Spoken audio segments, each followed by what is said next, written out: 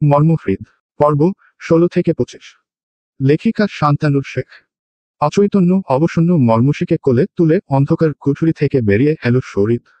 বাইরে এসে আকাশ আর হিমেলকে নির্দেশ দিল মর্মশীকে দ্রুত তিসিপুর হাসপাতালে নেয়ার ব্যবস্থা করতে। নিস্তেজ মর্মশীকে দেখে হিমেল উৎকণ্ঠার সমেত বলল, ভাই, মর্মশী আপার জ্ঞান নেই, শরীরে আঘাতের চিহ্ন। ওই বেটা পাগলকে আমরা দেখতেছি, আপনি মর্মশী আপারে নিয়েছেন। শরীর রুক্ষ ভাষায় বলল, তোরা নিয়ে যাওকে, এত অল্পেতে কিছু হবে না। ব্যাস একটু জ্ঞান হারিয়েছে, ওর আত্মশক্তি শরীর চৌধুরীর চেয়েও অনেক বেশি। আকাশ আর হিমেল দেরি করল না, মর্মশীকে নিয়ে বেরিয়ে এলো। শরীর একবার বাড়িতে ফোন দেয় সেতারা বেগমের নাম্বারে। তিনি কল রিসিভ করতেই অপরপাশ হতে শক্ত কণ্ঠে বলে ওঠে, আকাশ আর হিমেল মমকে নিয়ে আসছে। আমি সকালে ফিরব, ফিরে যেন আমার মমকে সুস্থ দেখতে পাই। কলটা মুহূর্তেই কেটে গেল। সেতারা বেগম হতচকিত হয়ে দাঁড়িয়ে আছেন। ইউসুফ চৌধুরী সহ বাড়ির সকলে জিজ্ঞেস করছে কার ফোন ছিল, মর্মশীর কোনো খোঁজ পাওয়া গিয়েছে কিনা ইত্যাদি ইত্যাদি। মর্মশী দিদিভাইকে পাওয়া গিয়েছে, সেতারা বেগম দু করে কেঁদে ওঠেন। শরীর আবার সেই বাড়ির ভেতর প্রবেশ করল। পাগলটাকে আকাশ আর হিমেল একটা গাছের সাথে বেঁধে রেখেছিল। শরীর পাগলটার কাছে গিয়ে বুঝতে পারে সে কথা বলতে পারে না, অর্থাৎ বোবা। শরীর সজোরে একটা ঘুষি মারে পাগলটার মুখে। মুহূর্তে নাক ফেটে রক্ত গড়াতে থাকে। কিছুটা দূরে সরে দাঁড়ায়। পকেট থেকে একটা সিগারেট বের করে ঠোঁটে গুজে দিতে দিতে বলে, জন্ম থেকেই বোবা। শরীর স্বাভাবিকভাবেই প্রশ্নটা করে। তার প্রশ্নের কাঙ্ক্ষিত জবাব আসে পাগলের থেকে। সে মাথা নেড়ে না সূচক উত্তর দেয়, তোকে কে পাঠিয়েছে আর পালিয়েছিল কারা? এক বাক্যের ডাবল প্রশ্নে পাগলটা ঘাবড়ে গেল। শরীর কিছুক্ষণ নীরব থেকে আবার বলল, তালা ভাঙার সময় ভেতর থেকে কারো ছুটোছুটির শব্দ শুনতে পেয়েছি। কে ছিল? পাগলটা কিছু বলে না। শরীর আশাও করেনি বলবে। সে নিজেই জিজ্ঞেস করল, বাসার করিমের হয়ে কাজ করিস? পাগলটা আবারও মাথা নাড়িয়ে এক সূচক উত্তর দিল। তবে এবারের উত্তরটা আর শরীরের কাঙ্ক্ষিত ছিল না। সে বাসার করিমের লোক হতেই পারে না। কিছুটা সন্দেহ হলো। শরীর আবারও শান্ত গলায় জিজ্ঞেস করল, কে পাঠিয়েছে? তাকে চিনি। পাগলটা এবার আর কোনো উত্তর করল না। শরীর দ্বিধা দ্বন্দ্বের মাঝে খাবি খেতে খেতে বারবার দেখছে পাগলটাকে। কি প্রমাণ আছে তুই করিমের হয়ে কাজ করিস? ওরা যদি তোকে অস্বীকার করে? পাগলটা এবার মাথা উঁচু করে তাকায় শরীরের দিকে। তার দৃষ্টি স্পষ্ট বলে দিচ্ছে, তার কাছে কোনো প্রমাণ নেই। শরীরের ধৈর্যের বাঁধ ভেঙে গেল। সিগারেটের শেষ অংশটুকু মাটিতে ফেলে পায়ে পিষ নিল। এবার পাগলটার বাঁধন খুলে উদুম কেলানি শুরু করল। এক পর্যায়ে এসে পাগলটা জ্ঞান হারালো, কিন্তু শরীর থামল না। সে জানে একে বাঁচিয়ে রেখে ও লাভ নেই। এর পেছনে পাক্কা খেলোয়াড় রয়েছে, যাকে ধরতে হলে তার পরবর্তী পদক্ষেপ অনুসরণ করা ছাড়া কোনো রাস্তা নেই আপাতত। শরীর অচেতন লোকটাকে মেরে যাচ্ছে আর ভাবছে, করিম পরিবার ছাড়া তার কোনো শত্রু নেই। উপযুক্ত কারণ ব্যতীত শরীর কারোর সাথেই ঝামেলায় জড়ায় না। তাহলে কি এটা বাসার করিমেরই চাল? ততক্ষণে ইকবাল করিম এবং তার অনুসারীরা ঘটনাটি জেনে যায়। সঙ্গে সঙ্গেই তারা পুলিশ নিয়ে সেখানে উপস্থিত হয়। লোকজন ছড়িয়ে ছিটিয়ে দাঁড়িয়ে আছে বাড়িটা ঘিরে। কেউ কিছু বলছে না, শুধু তাকিয়ে আছে শরীরের দিকে। শরীর নিঃশ্বাস নিতে পারছে না ঠিকমতো। হাত পা যেন অবশ হয়ে আসছে, মাথা ঘুরছে। সে হঠাৎ মাটিতে বসে পড়ে। পাগলটার অবস্থাও আশঙ্কাজনক। দুইজন পুলিশ তাকে ধরাধরি করে গাড়িতে তোলে। চারপাশে ফিসফাস আর চাপা উত্তেজনা। এর মাঝেই একজন পুলিশ অফিসার এগিয়ে এসে শরীরের সামনে দাঁড়ায়। তার চোখের দৃষ্টি প্রগাঢ়। ঠান্ডা গলায় বলল, Mr Chowdhury, you under arrest. টানটান মুহূর্তে ধাতব শব্দে ঝনঝনিয়ে হ্যান্ডকাফ পরানো হয় তার হাতে। লোহার সেই ঠান্ডা স্পর্শ বুকের ভিতরটা জমিয়ে দেয়। শরীর কোনো প্রতিবাদ করে না। মাথা নিচু করে নির্বাক চেহারায় গাড়িতে উঠে। গাড়িতে উঠে একবার তাকায় দাঁড়িয়ে থাকা ইকবালের দিকে। শরীরের সেই ধ্বংসাত্মক চাহনি এক মুহূর্তের জন্য সহ্য করতে পারেন না ইকবাল করিম। কিছুটা ভয়ে চোখ সরিয়ে নেয়, কাউকে কিছু বুঝতে দেয় না। গাড়ি চলতে শুরু করে থানার উদ্দেশ্যে। হঠাৎই অফিসার নিচু গলায় আশ্বস্ত করতে চান, আমাদের হাতে কোনো উপায় ছিল না মিস্টার চৌধুরী। তিসিপুরের বাইরে আপনার পরিবারের প্রভাব চলে না। তবে আপনার দাদাকে ফোন দেয়া হয়েছে, তিনি চলে আসবেন। শরীর ঠান্ডা কণ্ঠে ঠোঁটে উপহাস মাখিয়ে বলল, আমার বাড়ির মেয়েকে কিডন্যাপ করা হয়েছিল অফিসার। আপনি আমার সাথে প্রেমালাপ করতে এসেছেন। অফিসার দৃঢ় কণ্ঠে জবাব দিলেন, আপনি আইন নিজের হাতে তুলে নিতে পারেন না। পাগলটা বেঁচে থাকলে আপনারা সঠিক বিচার পাবেন, আর মারা গেলে উল্টো ফেঁসে যাবেন। শরীর নির্বিকার। কথাগুলো যেন তার কানে গেলেও মনে ঢুকল না। সে গাড়ির জানালার দিকে মুখ ফিরিয়ে বসে থাকে। চোয়াল শক্ত, নিঃশ্বাস গাঢ়। আকাশ আর হিমেল মর্মুষীকে নিয়ে তিসিপুর পৌঁছাতেই তড়িঘড়ি করে খবর পাঠায় চৌধুরী বাড়িতে। খবর পেয়ে ইউসুফ চৌধুরী সহ বাড়ির সকলে ছুটে যায় হসপিটালে। অনেকটা সময় পর মর্মুষীর জ্ঞান ফিরে আসে। চোখ দুটো ধীরে ধীরে পিটপিট করে খোলে। চোখের সামনে দেখতে পায় পরিচিত মুখ। বাড়ির সবাই, ক্লাবের কয়েকজন ছেলেও। বুকের উপর চেপে থাকা ভার এক মুহূর্তেই হালকা হয়ে যায়। তবুও সে চোখ ঘুরিয়ে পুরো ঘরটা একবার দেখে নেয়। সবাই আছে, কিন্তু শরীর। মর্মুষী চোখ বন্ধ করে নেয়। চোখের পেছনে ফিরে আসে অন্ধকার মুহূর্তগুলো। তারপর সে চেষ্টা করে মনে করার। পাগলটা যখন তার হাত বেঁধে টানতে টানতে নিয়ে যাচ্ছিল তখন একা ছিল না। আরো দুজন ছিল তার সঙ্গে। তিনজনেরই মুখ ঢাকা। তাদের সঙ্গে ধস্তাধস্তি হয় মর্মুষীর। অবশ্য বাহ্যিকভাবে মর্মুষীকে যতটা ইউম্যাচিউর লাগুক, ভিতরে সে সাহসিকতায় দুর্দান্ত।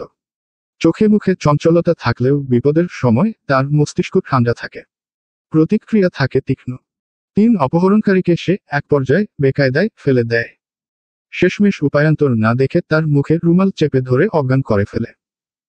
অচেতন হওয়ার আগ মুহূর্ত পর্যন্ত সে নিজের মুক্তির জন্য আপ্রাণ চেষ্টা করেছে। তীব্র ধস্তাধস্তিতে একবার সে নিচে পড়ে গিয়েছিল। তার কপালের ক্ষতটা সেখানে থেকেই। এরপরের কিছুই মনে নেই। সন্ধ্যার পর সে যখন একবার জ্ঞান ফিরে পায়, তখন দেখতে পায় নিজেকে একটি জনমানবহীন পরিত্যক্ত ঘরের ভেতর। মোমবাতির নিভু নিভু আলো জ্বলছে এক কোণে। তার সামনে 3 ছায়ামূর্তি দাঁড়িয়ে। চোখ সঠিকভাবে বুঝে উঠলেও তাদের মুখ চেনা যাচ্ছিল না। মাথায় প্রচণ্ড ব্যথা অনুভব করে সে। উঠে বসার চেষ্টা করে, কিন্তু শরীর যেন একটানা শূন্যে ঝুলে আছে। হাত পা অবশ কিছুতেই নড়ছে না। অবশেষে সে হাল ছেড়ে দিয়ে ধীরে ধীরে চোখ বন্ধ করে। তীব্র ক্লান্তি ও যন্ত্রণার ঘোরে আবার জ্ঞান হারায়। ক্লাবের ছেলেগুলো ইউসুফ চৌধুরীকে বাইরে ডেকে নিয়ে যায়। শরীরকে পুলিশ গ্রেফতার করেছে শুনে ইউসুফ চৌধুরী আয়নাল চৌধুরীকে নিয়ে থানার উদ্দেশ্যে রওনা হলেন। থানায় পৌঁছে আদরের নাতিকে কারাগারের 4 দেয়ালের ভিতর আটকানো দেখে বুকের বা পাশটা তার আঁতকে উঠল। হন্তদন্ত পায়ে এগিয়ে গেলেন অফিসারের কক্ষে। আসসালামু আলাইকুম চৌধুরী সাহেব, ভেতরে আসুন। ইউসুফ চৌধুরী ও আয়নাল ভেতরে ঢুকে অপ্রস্তুত ভঙ্গিতে বলল, ঘটনার সত্যতা যাচাই না করে আমার নাতিকে গ্রেফতার করার পারমিশন কে দিয়েছে আপনাকে? অফিসার এবার ধীর গলায় বললেন, দেখুন, আমরা যে সময়টায় ওখানে পৌঁছাই, জায়গাটা মানুষজনে ভরপুর ছিল। শরীর চৌধুরীকে ওরকম হিংস্র অবস্থায় দেখেছে সবাই। লোকটার অবস্থাও ভালো না। মারা গেলে ঘটনার তদন্ত তো দূরের কথা, উল্টো আপনাদের ছেলে খুনের দায়ে ফেঁসে যাবে।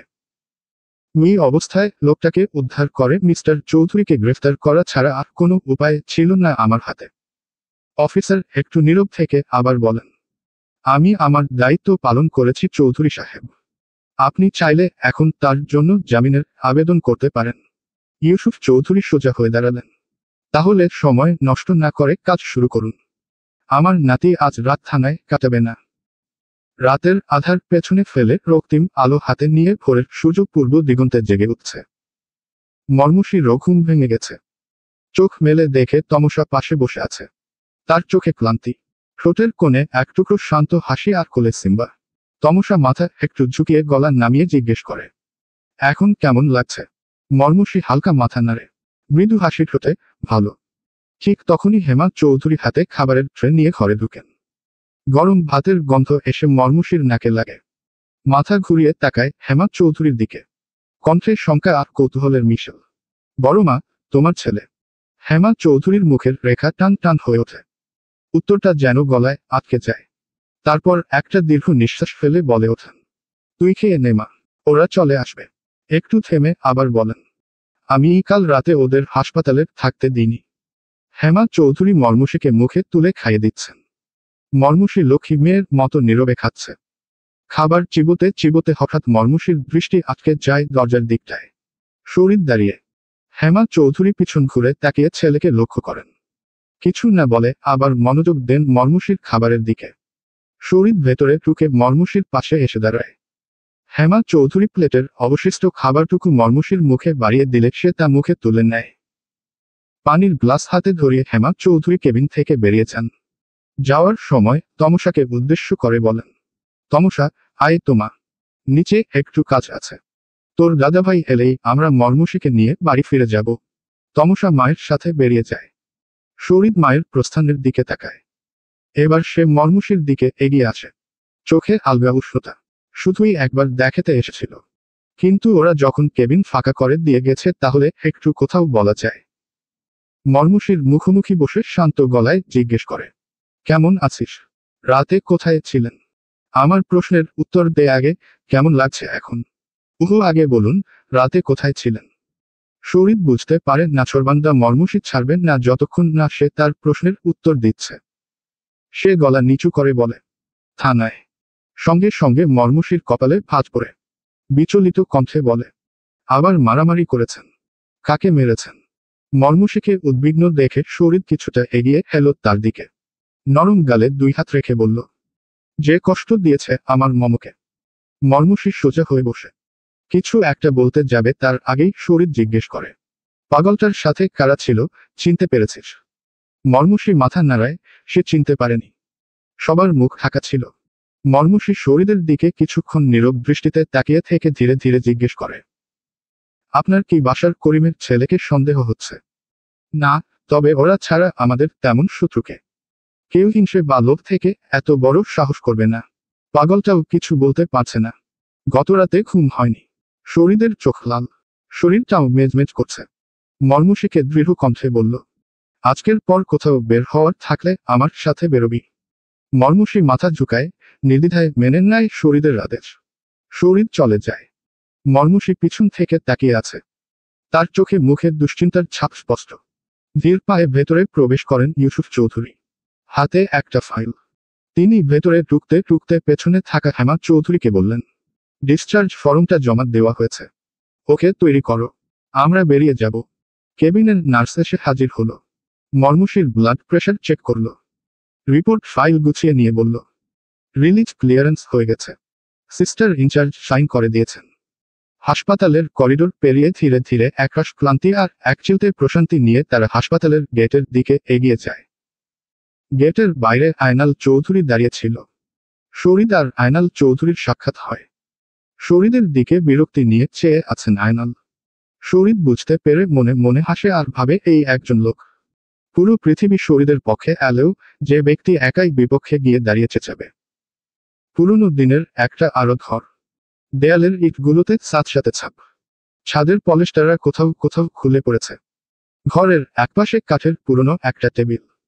তার ওপর ধুলোমাখা নকশার কাগজ ছড়ানো। এক কোনায় আধখালি চায়ের কাপ। ঘরের মধ্যে আলো বলতে একটা হ্যাজাক ল্যাম্প আর একটা ঝাপসা হলুদ বাল্ব যেটা বারবার ঝিমিয়ে উঠছে। সেই আলোছার ফাঁকে বসে আছে বাসার করিম। চোখে চিন্তার ছায়া, কপালে ভাঁজ। দুহাত একসাথে জোড়া করে রেখেছে ঠোঁটের সামনে। তার উল্টো দিকে বসে আছে ছোট ভাই ইকবাল করিম। বাসার করিম উঠে দাঁড়ায়। দৃষ্টি একেবারে তীক্ষ্ণ করে ছোট ভাই ইকবালের দিকে ছুড়ে দেয়। ইকবাল, কাজটা তুমি করনি তো? বিশ্বাস করেন ভাইজান, আমি বিকালেই খবর পেলাম। কাজ যারই হোক আমার এলাকায় এসে শরীর গুন্ডামি করবে সেটা হতে দিয়ে কি করে? তাই থানায় ফোন দিয়েছিলাম। কাজটা যেই করুক অফিসারের সঙ্গে তোমার সেখানে যাওয়া উচিত হয়নি। এতে করে সন্দেহের তীর আমাদের দিকে ছুটতে পারে। বাসার করিম সন্দেহান গলায় আবার বলল, বুঝলে ইকবাল, কেউ তো আছে। চৌধুরী বাড়ির ক্ষতি করে আমাদের ফাঁসাতে চাইছে।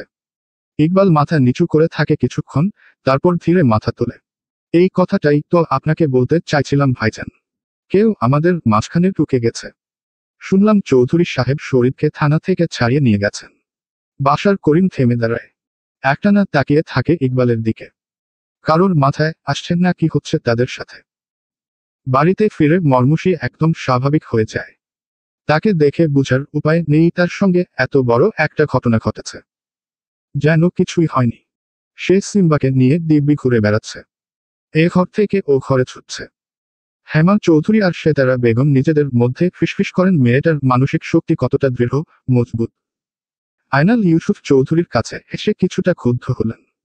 আব্বা, আপনার নাতি সব সময় সবকিছু খেটে দেয় কেন? পাগলটাকে ধরেছিস ভালো কথা। ওকে ওরকম ভাবে না মারলে ঠিকই বের করে ফেলতাম এসবের পেছনে কার হাত আছে। ইউসুফ চৌধুরী পুরোপুরি একমত হতে না পারলেও মাথা ঝাঁকায়। তারপর শান্ত গলায় বলল, শরীরের বয়সে থাকলে তুমি মাথা গরম না করে থাকতে পারতে আয়নাল। বাবার এরূপ প্রশ্নে আয়নাল কোনো উত্তর দেয় না, নিজের মতো করে বলতে থাকে, আপনি এখনো শরীরের কেন অপরাধ দেখতে পাচ্ছেন না? ইউসুফ চৌধুরী এবার শক্ত কণ্ঠে বললেন, আয়নাল, ভুলে যেও না শরীরের জন্যই মেয়েকে আজ ফিরে পেয়েছ। ছেলেটার পিছনে না পড়ে থেকে পারলে খুঁজে বের করো এসব কাদের কারসাজি। কার এত বড় স্পর্ধা? তমসা দিনুকে নিয়ে ছাদে উঠেছে। মা পাঠিয়েছে ছাদের সুগন্ধি লেবুর গাছটায় কিছু লেবু ধরেছে, ওগুলো আনতে। তমসা ছাদে উঠে প্রত্যয় আর তার বন্ধুদের দোলনায় বসে থাকতে দেখে গায়ের ওড়না টেনে ঠিক করেন নেয়। প্রত্যয় না চাইতেও কৌতূহল বশত জিজ্ঞেস করে বসে, আপনার বোন এখন কেমন আছে? তমসা পেছনে ঘুরে তাকিয়ে বলে, জি ভালো এখন। তমসা লেবু নিয়ে তড়িঘড়ি করে ছাদ থেকে নেমে আসে। প্রত্যয় বন্ধুদের সাথে কথা বলছে। এই বাড়ির মানুষগুলো কত ফ্রেন্ডলি, নম্র স্বভাবের। ব্যতিক্রম শুধু শরীর আর মর্মসী। আর এখানে আসার পর থেকে যত ঝামেলার কথা শুনেছে সব শরীর আর মর্মসীকে ঘিরেই। প্রত্যয়ের পাশ থেকে এক বন্ধু বলল, এরা দুটো অতিরিক্ত পাকা বুঝলি তো, তাই সকল বিপদ এদের নিয়েই। প্রত্যয় দোলনা থেকে উঠে গিয়ে খানিকটা দূরে দাঁড়ায়। মর্মসীর রাজি থাকলে আজই নিয়ে চলে যেতাম চট্টগ্রাম, এসব ঝামেলা থেকে মুক্ত করে। বন্ধুরা হাসতে হাসতে বলল, তুই দিবাস্বপ্নই দেখে যা। প্রত্যয় তাদের কথা কানে নিল না। ছাদের রেলিং ধরে দাঁড়িয়ে কিছু একটা ভাবল। দূরে একটা গাছের ঢালে একজোড়া পাখি দেখতে পেয়ে ঠোঁটের কোণে অল্প বিস্তর হাসি এনে তাকিয়ে রইল। বিকেলের নরম রোদ এসে পড়েছে বেলকনির লোহার রেলিংয়ে। হালকা বাতাসে মর্মসীর চুল এলোমেলো হয়ে উঠছে। সে নিচু হয়ে বসে আছে। সামনে ছোট কাচের বাটিতে গোলাপি রঙের ওয়েট ফুড রাখা। তার পার্সিয়ান বিড়াল ছানাটা নরম পায়ে এগিয়ে এসে মুখ গুজে দেয় বাটিতে। মর্মসীর এক হাত তার গায়ে ধীরে ধীরে বুলিয়ে যাচ্ছে, অন্য হাতটা বাটির পাশে রাখা। বিড়ালটা খেতে খেতে মাঝে মাঝে তার মুখের দিকে তাকায়। গাছের পাতার ফাঁকে দিয়ে আলো পড়ছে মর্মসীর কোলে আর পাখিরা গুনগুন করে ডাকছে। মর্মসী শান্ত হয়ে বেকনিতে বসে গায়ে রোদ মাখে। খানিক পর পর ডুব দেয় গভীর ভাবনায়। মর্মসী মনে মনে ভাবে, শরীর যতই উদাসীন উগ্র আর বাউন্ডুলে হোক, এই বাড়ি আর তার পরিবারকে সবকিছু থেকে রক্ষা করতে ওর বিকল্প নেই। আজকের পর থেকে সে আর শরীরের সঙ্গে ঝগড়া করবে না, কিন্তু তার সিম্বাকে কষ্ট দিলে তার হিসেব আলাদা। পরের দিন সকালে তমসা আর মর্মসীকে কলেজে পৌঁছে দেয় শরীর। কলেজে ঢুকে মর্মসী আর তমসা আলাদা হয়ে যায়। একজন বিজ্ঞান ভবনের দিকে আরেকজন মানবিক ভবনের দিকে চলে যায়। মর্মসীকে কলেজের বারান্দায় দেখে রাদের বাবা আব্দুল্লাহ সাহেব এগিয়ে এসে জিজ্ঞেস করেন, কেমন আছো মামুনি? সবকিছু ঠিক আছে? মর্মসী মুখে প্রশস্ত হাসি এনে বলে, জি স্যার, আলহামদুলিল্লাহ। আব্দুল্লাহ সাহেব মর্মসীর মাথায় হাত রেখে দোয়া করেন, একটা হাসি দিয়ে তাকে ক্লাসে যেতে বলে নিজেও চলে গেলেন অফিস কক্ষের দিকে। ক্লাসে ঢুকে রিয়া, তমাল, তানিয়া সহ সবাইকে দেখে মর্মসী ছুটে যায় তাদের কাছে। সবাই এসে তাকে জিজ্ঞেস করছে কেমন আছে সে, সুস্থ আছে কিনা, কি করে হলো সেদিন এসব ইত্যাদি ইত্যাদি। তমাল আর রিয়াকে পাশাপাশি বসতে দেখে মর্মসী মনে মনে খুশি হলো। মর্মসী হাত নেড়ে সবাইকে থামতে বলল, তেমন কিছু না, সে এখন পুরোপুরি সুস্থ আছে, আল্লাহর রহমতে সবকিছু ভালো। এই বলে বন্ধুদের শান্ত করে। টিফিন টাইমে প্রতিদিনের মতো কলেজের পুকুর ঘাটে বসে আড্ডা দিচ্ছে তারা। ঘাটের আশেপাশে ছড়িয়ে থাকা ইটের ছোট ছোট সুরকি তুলে তুলে পুকুরে ছুঁড়ে মারছে রিয়া। দুষ্টুমি করতে করতে হঠাৎ তার নজর যায় পুকুরের মাঝখানটায় ফুটে থাকা কিছু সাদা শাপলার উপর। ফুলগুলো একদম ছোট ছোট কিন্তু সুন্দর দেখাচ্ছে। বর্ষাকালে পুকুর পানিতে টইটম্বুর।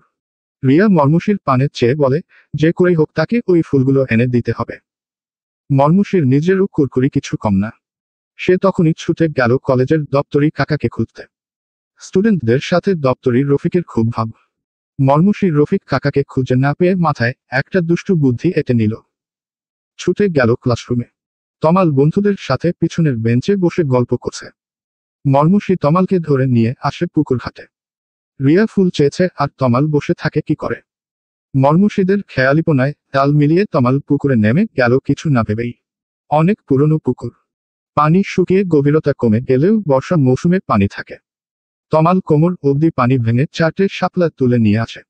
রিয়া খুশিতে গদগদ হয়ে নাচতে থাকে। রিয়ার প্রফুল্ল মুখখামা মুগ্ধ নয়নে তাকিয়ে দেখে তমাল। এর মাঝে মর্মুষী গলা খাকারি দিয়ে বলে ওঠে, থ্যাংক ইউ তমাল, কিন্তু তোমার পায়ে তো ব্লিডিং হচ্ছে, কিছুর সাথে লেগেছে মনে হচ্ছে। তমাল হালকা হেসে বলে, ও কিছু না, পানির নিচে ধারালো কিছুর আঁচড় লেগেছে, ঠিক হয়ে যাবে, আমি চাই।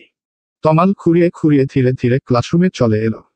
ভেজা শরীর নিয়ে আজ আর ক্লাস করবে না, ব্যাগ কাঁধে তুলে কলেজ থেকে বেরিয়ে গেল।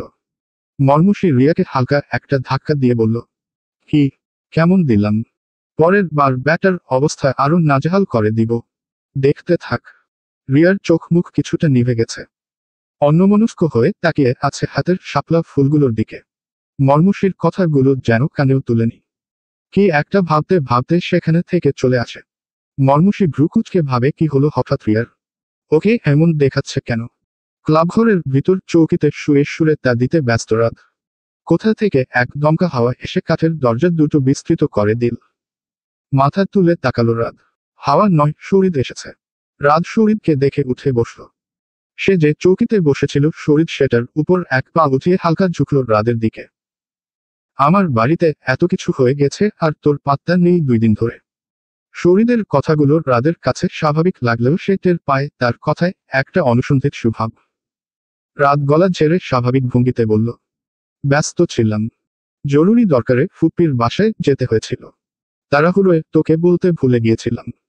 শরীরের চেহারায় বিরক্তি আর চিন্তার ভাঁজ দেখে রাত আবারও বলল, জাবির ভাইয়ের কাছে সব শুনেছি। মর্মুষী কাউকে নাকি চিনতে পারেনি। তোর কি মনে হয় কার কাজ হতে পারে? শরীর প্রতিউত্তরে কিছু বলল না। গাম্ভীর্যতা চেপে বসেছে, কোনো কাজে মন বসছে না। বারবার মনে হচ্ছে সবকিছুর জট মর্মুষীর কাছে খুলবে, কিন্তু মর্মুষীর সেরকম ভাবান্তর ঘটেনি। ইউসুফ চৌধুরী অভ্যাসবশত পুকুরে ছিপ ফেলে বসে আছেন।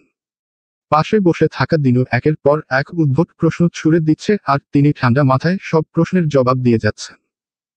সাধারণত এমন আচরণে সবাই বিরক্ত হয়, কিন্তু ইউসুফ চৌধুরীর মুখে সামান্য বিরক্তির ছায়া নেই। বরং দিনুর সাথে সময় কাটাতে তার বেশ ভালোই লাগে। এমন সময় পেছনে থেকে প্রত্যয়ের আওয়াজ এলো, দাদা ভাই। ঘাড় ঘুরিয়ে তাকালেন ইউসুফ চৌধুরী, ধীর কণ্ঠে বললেন, কি অবস্থা দাদা ভাই? কেমন লাগছে আমার বাপ দাদার ভিটে আর তিসিপুর? ভালো লাগছে তো? প্রত্যয় একটু হাসল, মাথা নিচু করে জবাব দিল, জি দাদা ভাই, খুব ভালো লাগছে। একটা কথা বলতে এসেছি। উমম বলে ফেল। অনুমতি চাইতে যেও না আবার, ওসব ফর্মালিটিতে এই বুড়োর আসক্তি নেই। প্রত্যয় মৃদু হেসে ইউসুফ চৌধুরীর পাশে এসে বসল। এক মুহূর্ত চুপ থেকে বলল, বাবা বারবার ফোন দিচ্ছেন, গাড়িটাও ঠিক হয়ে গেছে, এবার ফিরতেই হবে। বড়শি থেকে দৃষ্টি সরিয়ে এবার ইউসুফ চৌধুরী সোজা তাকালেন প্রত্যয়ের মুখপানে। চলে যাবে? আর 2 দিন থাকো বুড়োর কাছে, পরে একসময় আসবো। আজ যেতে হবে, বাবা অপেক্ষা করছেন। ইউসুফ চৌধুরী ধীরে ধীরে উঠে দাঁড়ালেন, আহ্লাদিত কণ্ঠে বললেন, চলো ভেতরে যাই। বৌমাকে বলি আজ একটু ভালো মন্দ রান্না করতে। দাদা ভাই আরেকটা কথা ছিল। বলে ফেলো, ভনিতা করো না। প্রত্যয় উদ্বেগ উৎকণ্ঠা মিশ্রিত গলায় বলল, আসলে আমি। ইউসুফ চৌধুরী চশমার ফাঁক দিয়ে সরু নেত্রে তাকালেন। তুমি? বলো ইয়ং ম্যান, মনে হচ্ছে ভয় করছো আমাকে। আরে বলো। প্রত্যয় মাথা নিচু করে কোমল কণ্ঠে বলল, আমার মর্মুষীকে ভালো লাগে। কিছুক্ষণ স্তব্ধতা, তারপর আচমকা ইউসুফ চৌধুরীর প্রাণখোলা হাসি। হা হা হা, নাত জামাই, পুরুষ মানুষ হয়ে লজ্জা পাচ্ছ? নাত জামাই কথাটা শুনে প্রত্যয়ের ভিতরটা আনন্দে আলোয় ভরে উঠল। তার মুখের চিন্তিত রেখা মুহূর্তেই প্রশান্তিময় হাসিতে পরিণত হল। ইউসুফ চৌধুরী স্নেহভরে প্রত্যয়ের পিঠে চাপড় মেরে বললেন, অন্দরে চলো নাত জামাই, বিন্নিদের সাথে কথা বলি। ইউসুফ চৌধুরী প্রত্যয়কে নিয়ে ঘরে প্রবেশ করলেন। ঘরে ইতিমধ্যে উপস্থিত তার বিন্নি সেতারা বেগম, হেমা চৌধুরী, আসমা ও সৌরভী। সোফার দিকে ইশারা করে প্রত্যয়কে বসতে বললেন তিনি। নিজেও বসলেন। সকলের দৃষ্টি এবার ইউসুফ চৌধুরীর দিকে। তিনি গলা খাকারি দিয়ে বলেন, তোমরা সবাই যেহেতু রয়েছ এখানে, কথাটা বলি কেমন? খানিকটা সময় নিয়ে আবার বলতে লাগলেন, প্রত্যয় খান, যাকে আমরা বেশ কয়েকদিন যাবৎ দেখছি, একটা দায়িত্বশীল ভদ্র ছেলে। আমার খুব ভালো লেগেছে ছেলেটিকে। তার আচরণ, চিন্তাভাবনা সবকিছু মুগ্ধ করেছে আমাকে। আমি ইতিমধ্যে মনে মনে একটা সিদ্ধান্ত নিতে যাচ্ছিলাম। এমন সময় সে নিজেই জানালো মর্মুষীকে তার খুব পছন্দ হয়েছে। ইউসুফ চৌধুরী এবার একটু থামলেন। প্রত্যয় কিছুটা লজ্জা মাখা মুখে মেঝের দিকে তাকিয়ে আছে। ঘরের বাতাস কিছুক্ষণের জন্য গুমোট। আসমা চোখ বড় বড় করে তাকালেন প্রত্যয়ের দিকে। সৌরভী চুপচাপ নিচের দিকে তাকিয়ে রইল। বাড়িতে কেউ শরীরের বিষয়টা না জানলেও সেতারা বেগম প্রথম থেকেই এ বিষয়ে অবগত ছিলেন। তার চোখে মুখে চিন্তার রেখা। ইউসুফ চৌধুরীর কথায় হেমা চৌধুরী কিছুটা অনাগ্রহ প্রকাশ করলেন। কিন্তু বাবা, মর্মুষী এখনো ছোট। আমি তমসার বিয়ে না দিয়ে ওর কথা ভাবতে চাইছি না। ইউসুফ চৌধুরী একাল হেসে জবাব দিলেন। আমি জানি বৌমা, মেয়ে তুমি বড় করেছ। মর্মুষীর বিয়ের সিদ্ধান্ত তুমিই নিবে। আমি আজ প্রত্যেক দাদুভাইয়ের হয়ে এসেছি তোমার কাছে। হেমা চৌধুরীও এবার হেসে উঠলেন। কিছুটা লজ্জা নিয়ে বলেন, এভাবে বলছেন কেন বাবা? আপনাদের বংশধর। আমি শুধু মায়ের দায়িত্বটুকু পালন করেছি। আর প্রত্যেকে আমারও বেশ ভালো লেগেছে। আপনি চাইলে আমি আমার তমসার জন্য এগোতে পারি। মর্মুষী আর তমসা একে অপরের থেকে কম কিসে? ইউসুফ চৌধুরী কিছু একটা ভেবে তিনিও হেমা চৌধুরীর সাথে একাত্মতা প্রকাশ করলেন। প্রত্যয়ের উদ্দেশ্যে বলেন, বৌমা ঠিকই বলেছে। বড় দিদির বিয়েটা আগে দিতে চেয়েছিলাম আমরা।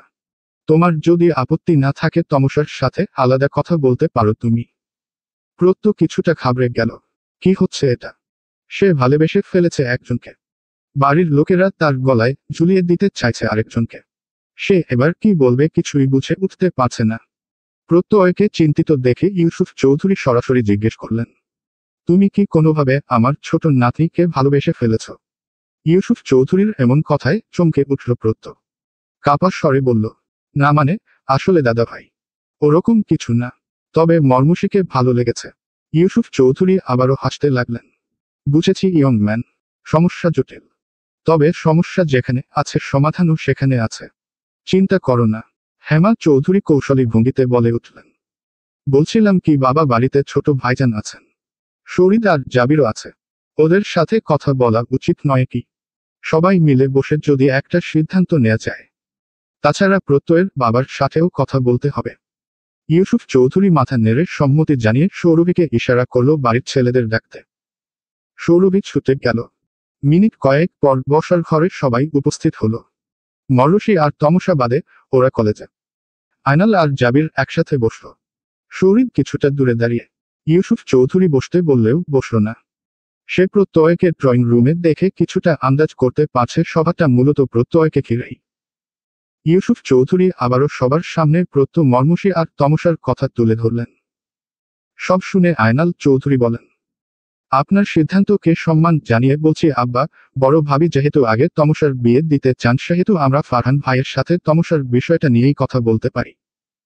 প্রত্যয় এবার কিছুটা বিরক্ত, কিন্তু কাউকে বুঝতে দিল না। ঘরভর্তি মানুষের সামনে কিছুটা দৃঢ়তার সহিত বলল, আপনাদের ছোট মেয়েকে পছন্দ হয়েছে আমার। যদি বিয়ে দিতে চান মর্মুষীর কথা বলুন। বারবার তমসাকে টানছেন কেন? আর আপনারা চাইলে আমি অপেক্ষা করব। তমসার বিয়ে হয়ে গেলে তারপর বাবাকে নিয়ে আসব আমি। শরীরের হাতের মুঠো শক্ত হয়ে এলো। তার মস্তিষ্কে প্রত্যয়ের কথাগুলো একের পর এক জখম করতেই সে হুঙ্কার দিয়ে বলল, বেয়াদব, বড়দের মুখের উপর কথা বলিস। তমসার আগে মমকে বিয়ে দিবেন না শুনতে পাসনি? আর অপেক্ষা করবি মানে? তমসার বিয়ে কবে হবে সেটাই এখনো জানে না কেউ। আমি ওদের পড়াশোনায় বাধা দিয়ে বিয়ে দিতে দিব না। দুটোই আগে পড়াশোনা শেষ করবে। ছেলের এরকম কথায় ঘরের পরিবেশ বদলে গেল। সকলেই স্তব্ধ। প্রত্যয় অবাক হয়ে তাকিয়ে আছে।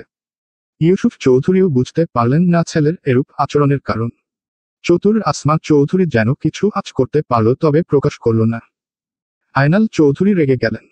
শরীরকে উদ্দেশ্য করে কটুবাক্য ছুড়লেন। প্রত্যয় যথেষ্ট ভদ্রতার সাথে কথা বলেছে। তুমি নিজেকে ঠিক করো আগে, বেয়াদব কোথাকার। এতগুলো মুরব্বির সামনে অতিথির সঙ্গে কি ধরনের আচরণ করছো? আমার মেয়ে আমি বুঝবো। তোমার এখানে থাকার প্রয়োজন মনে করছি না। প্রত্যয় ইউসুফ চৌধুরীর দিকে তাকিয়ে বলল, দাদা ভাই, আমি আজ আসি। এ বিষয়ে পরে বাবা কথা বলবে আপনাদের সাথে। ইউসুফ চৌধুরী আর বাধা দিলেন না। বলতে গেলে শরীরের এমন আচরণে তিনি কিছুটা লজ্জিত। হেমা চৌধুরী প্রত্যয়দের দুপুরে খাওয়া দাওয়া করে যেতে অনুরোধ করলে ওরা রাজি হয়। নিজেদের ঘরে এসে যাওয়ার প্রস্তুতি নেয়। ছাদের কার্নিশে হেলান দিয়ে দাঁড়িয়ে আছে শরীর। মাথার ভেতর ছি পোকারা আন্দোলনে নেমেছে। বুকের ভিতর আগুন জ্বলছে। পকেট থেকে সিগারেটের প্যাকেট আর লাইটার বের করে একটা সিগারেট ধরালো। সিগারেটের ধোঁয়ায় ভেতরের আগুন দমিয়ে রাখার ব্যর্থ চেষ্টা। কিছুতেই উত্তাল হৃদয় শান্ত করতে পারছে না। এ প্রথম নিজের উপর রাগ হচ্ছে তার। বাবা বলতেন, যখন নিজের উপর রাগ হয়, নিজের ভুলগুলো নিজের চোখে দৃশ্যমান হয়, তখন সঙ্গে সঙ্গে তা শুধরে নিতে হয়। বাবা থাকলে ভুল করতে করতে এতদূর চলে আসতো না সে। বাবা চলে যাওয়ায় সে সবচেয়ে কাছের বন্ধুটিকে হারিয়ে ফেলেছে। আকাশের পানের রক্তলাল দুটো চোখ তাকিয়ে আছে। বুকের ভিতর শুধু একটাই প্রতিধ্বনি, মর্মুষী আমার। নিজের উপর প্রচণ্ড রাগে ফেটে যাচ্ছে মন মস্তিষ্ক। তার ভুলের ফলশ্রুতিতে আজ চৌধুরী বাড়িতে মর্মুষীর বিয়ের সম্বন্ধ আসে। এটা কল্পনায় হেলে শরীর মুষ্টিবদ্ধ হাতে দেয়ালে সজরে একটা ঘুষি বসাল। হাতের রগ ফুলে উঠেছে, রক্তিম চোখ দুটো আরো লাল হয়ে আসছে। মর্মুষীকে হারানোর ভয় সে এত বছর নিজের আবেগ অনুভূতি লুকিয়ে রেখেছে। কাউকে কিছু বুঝতে দেয়নি, মর্মুষীকে ও কিছু বুঝতে দেয়নি। ইচ্ছে করে সে তাকে দূরে সরিয়ে রেখেছে। শত্রুর চোখ এড়াতে নিজের দুর্বলতা লুকিয়ে রেখেছে। বাবার মৃত্যু তাকে অতটাও কাবু করতে পারেনি যতটা আজ প্রত্যয় নামক আগাছা করেছে। এ বাড়ির অতিথি না হলে এতক্ষণে উপরে ফেলত সে। ছাদ থেকে নেমে এসে নিজের ঘরে ঢুকল শরীর। বাইকের চাবি নিয়ে বাইরে বেরিয়ে এলো। বাইক নিয়ে তমসাদের কলেজের উদ্দেশ্যে রওনা হলো। উপরের বেলকনি থেকে সন্দিহান চোখে তাকিয়ে আছেন আসমা চৌধুরী। কলেজে পৌঁছে গেটের সামনে দাঁড়িয়ে অপেক্ষা করছে। এমন সময় পেছনে গাড়ির হর্নের শব্দ পেয়ে পিছন ঘুরে তাকিয়ে দেখল রামু এসেছে তাদের নিতে। শরীরকে দেখে রামু গাড়ি থেকে নেমে আসে। শরীর রামুকে বলল, কাকা তুমি তমসাকে নিয়ে চলে যাও, আমি মমকে নিয়ে আসছি। রামু কাকা মাথা ঝাঁকিয়ে সাই দিল। ভেতর থেকে ছুটির ঘন্টার আওয়াজ ভেসে এলে কয়েক সেকেন্ডের ভিতর সব স্টুডেন্ট একে একে বেরিয়ে এলো বাইরে। তমসা আর মর্মুষী একসাথে বেরিয়ে এলো। শরীর মর্মুষীকে ডেকে বলল, তমসাকে যেতে দে, তুই আমার সাথে আয়। মর্মুষী তমসাকে গাড়িতে উঠিয়ে রামু কাকাকে চলে যেতে বলল, আর নিজে গিয়ে বসল শরীরের বাইকের পিছনে। শরীর বাইক স্টার্ট দিতে দিতে মর্মুষীকে জানায় বাড়িতে তার আর প্রত্যয়ের বিয়ের আলোচনা চলছে। মর্মুষী গোল গোল চোখ করে তাকিয়ে ছোট করে চিৎকার দেয়, কি আমার বিয়ে? মাথা খারাপ নাকি? ওই টিকটকার খানকে আজ বাড়ি থেকে তাড়ানোর ব্যবস্থা করব। শরীর মলিন হেসে মাথা পিছনে কিছুটা হেলিয়ে বলল, প্রত্যয়েরা চলে যাচ্ছে, তবে চট্টগ্রাম ফিরে পরিবারকে নিয়ে আবার আসতে পারে। মর্মুষী ভেঞ্চি কেটে রাগে গোজগোজ করে বলল, আসুক না, ওরকম ক্যামেরা নিয়ে খুরা টিকটকারকে আমি কিছুতেই বিয়ে করব না। শরীর নীরবতা অবলম্বন করে শুনে যাচ্ছে মর্মুষীর প্রতিক্রিয়া। মর্মুষী কিছুটা থেমে মুখে ভাবুকতা এনে বলল, আমার মিস্টার পারফেক্ট, যে হবে সবার থেকে আলাদা, যাকে দেখলেই আমার মনে বসন্তের হাওয়া বইবে। লুকিয়ে প্রেম করব আগে কয়েক বছর, তারপর বিয়ে টিয়ে। শরীর আচমকা ব্রেক কষল। হেলমেট খুলে মর্মুষীর দিকে তাকালো। মর্মুষী কপাল কুঁচকে জিজ্ঞেস করল, মাঝপথে দাঁড়িয়ে গেলেন কেন? শরীর গম্ভীর ভাষায় বলল, বেহা বেশরম মেয়ে ছেলে, মুখে লাগাম টান। কি বলে যাচ্ছিস তখন থেকে? লজ্জা নেই? মর্মুষী ঠোঁট চোখা করে ভ্রু কুঁচকে কাট কাট জবাব দিল, লজ্জা? কই, আপনি তো লজ্জা পাচ্ছেন না, দিব্যি প্রেম করে বেড়াচ্ছেন। হোয়াট? আমি প্রেম করে বেড়াচ্ছি? কার সঙ্গে? কি ভাবেন বাড়ির সবাই হাসে মুখ দিয়ে চলে, কেউ জানে না কিছু? শরীর মর্মুষীর কথার আগামাথা কিছু বুঝতে পারছে না। সে শক্ত গলায় জিজ্ঞেস করল, তোর কেন মনে হলো আমি প্রেম করছি? মর্মুষীর চঞ্চল মুখ দিয়ে বেরিয়ে এলো, ঢং করবেন না, প্রেম না করলে কেউ ডায়েরি ভরে প্রেম তত্ত্ব রচনা করে। মর্মুষী নিজেই নিজের মুখ চেপে ধরল। শিট, কি বলে দিয়েছে সে? শরীর বুঝে যাবে না তো সে লুকিয়ে লুকিয়ে তার ঘরে ঢুকেছিল ডায়েরি পড়ার জন্য। মুহূর্তেই মর্মুষীর চঞ্চলতা লোপ পেয়ে গভীর ভীতি জায়গা করে নিল। শরীর সন্দিহান চোখে তাকালো। সে কিছু একটা আঁচ করতে পেরে মর্মুষীকে জিজ্ঞেস করল, মম, তুই আমার ঘরে ঢুকে ডায়েরি ধরেছিস? মর্মুষীর গলার আওয়াজ বন্ধ হয়ে গেল। চোখ বুজে দাঁত দিয়ে জিহ্বায় হালকা কামড় দিল। শরীরের প্রশ্নের উত্তর দিল না, চুপচাপ নীরবতা পালন করছে। শরীর বিরক্তির সুরে আবার বলল, অন্যের জিনিস না বলে ধরতে নেই শিখিসনি? এটাকেও চুরি বলে? ওহ, তোকে এসব বলে কি হবে? তুই তো একটা ডাকাত। মর্মুষী গাল ফুলিয়ে অন্যদিকে তাকিয়ে আছে। শরীরের উপর রাগ হচ্ছে কিন্তু কিছু বলতে পারছে না, কারণ দোষটা নিজের। খানিকক্ষণ পর নরম গলায় আওয়াজ করল, সরি, ভুল করে একদিন ধরেছিলাম। লেখাগুলো ভালো লাগায় পরে আরো 2-4 দিন পড়েছি, আর এরকম হবে না। শরীর জলজল নয়নে তাকায় মর্মুষীর দিকে। হৃৎস্পন্দনের গতি ক্রমশ বাড়ছে। মনে মনে একবার হাসে। মর্মশীর চঞ্চলা দৃষ্টি এদিক সেদিকে ঘুরঘুর করে, হঠাৎ আটকে যায় শরীরের মহাবিষ্ট দৃষ্টিচোরায়। মর্মশী কৌতূহলী ভঙ্গিতে জিজ্ঞেস করল, আপনার গার্লফ্রেন্ড অনেক সুন্দরী তাই না? শরীর বিষম খেল। মুখে হাসি চেপে ধরে স্বাভাবিক ভঙ্গিতে বলল, না, তোর চেয়ে একটু কম। মর্মশীর চোখ আলোয় উজ্জ্বল হয়ে উঠল। ঠোঁটে চাপা হাসি। নিজের অজান্তেই জিজ্ঞেস করে বসে, তাহলে আমাকে নিয়ে কেউ এভাবে লিখে না কেন? শরীরের প্রচণ্ড হাসি পাচ্ছে। মর্মশীর কণ্ঠে জেলাসি স্পষ্ট। শরীর ঠোঁটের কোণে দুষ্টুমির রেশ টেনে বলল, সারাদিন গুন্ডিগিরি করে বেড়ালে কেউ প্রেমে পড়বে? ভয়েই পালিয়ে যাবে ছেলেরা। আগে পুরোপুরি মেয়ে হও, তারপর এসব আশা করিস। মর্মশী অপমান বোধ করল। রাগান্বিত হয়ে বলল, আপনার মতো লোকের প্রেমে যদি পড়া যায় তাহলে আমার প্রেমেও পড়বে মানুষ। কি ভাবেন নিজেকে? হু হ হ। শরীর হালকা শব্দ করে হাসল। হেলমেট মাথায় পরে বাইক স্টার্ট দিয়ে বাড়ির পথে চলতে শুরু করল। মর্মশী পুরো রাস্তা গাল ফুলিয়ে চুপচাপ বসেছিল।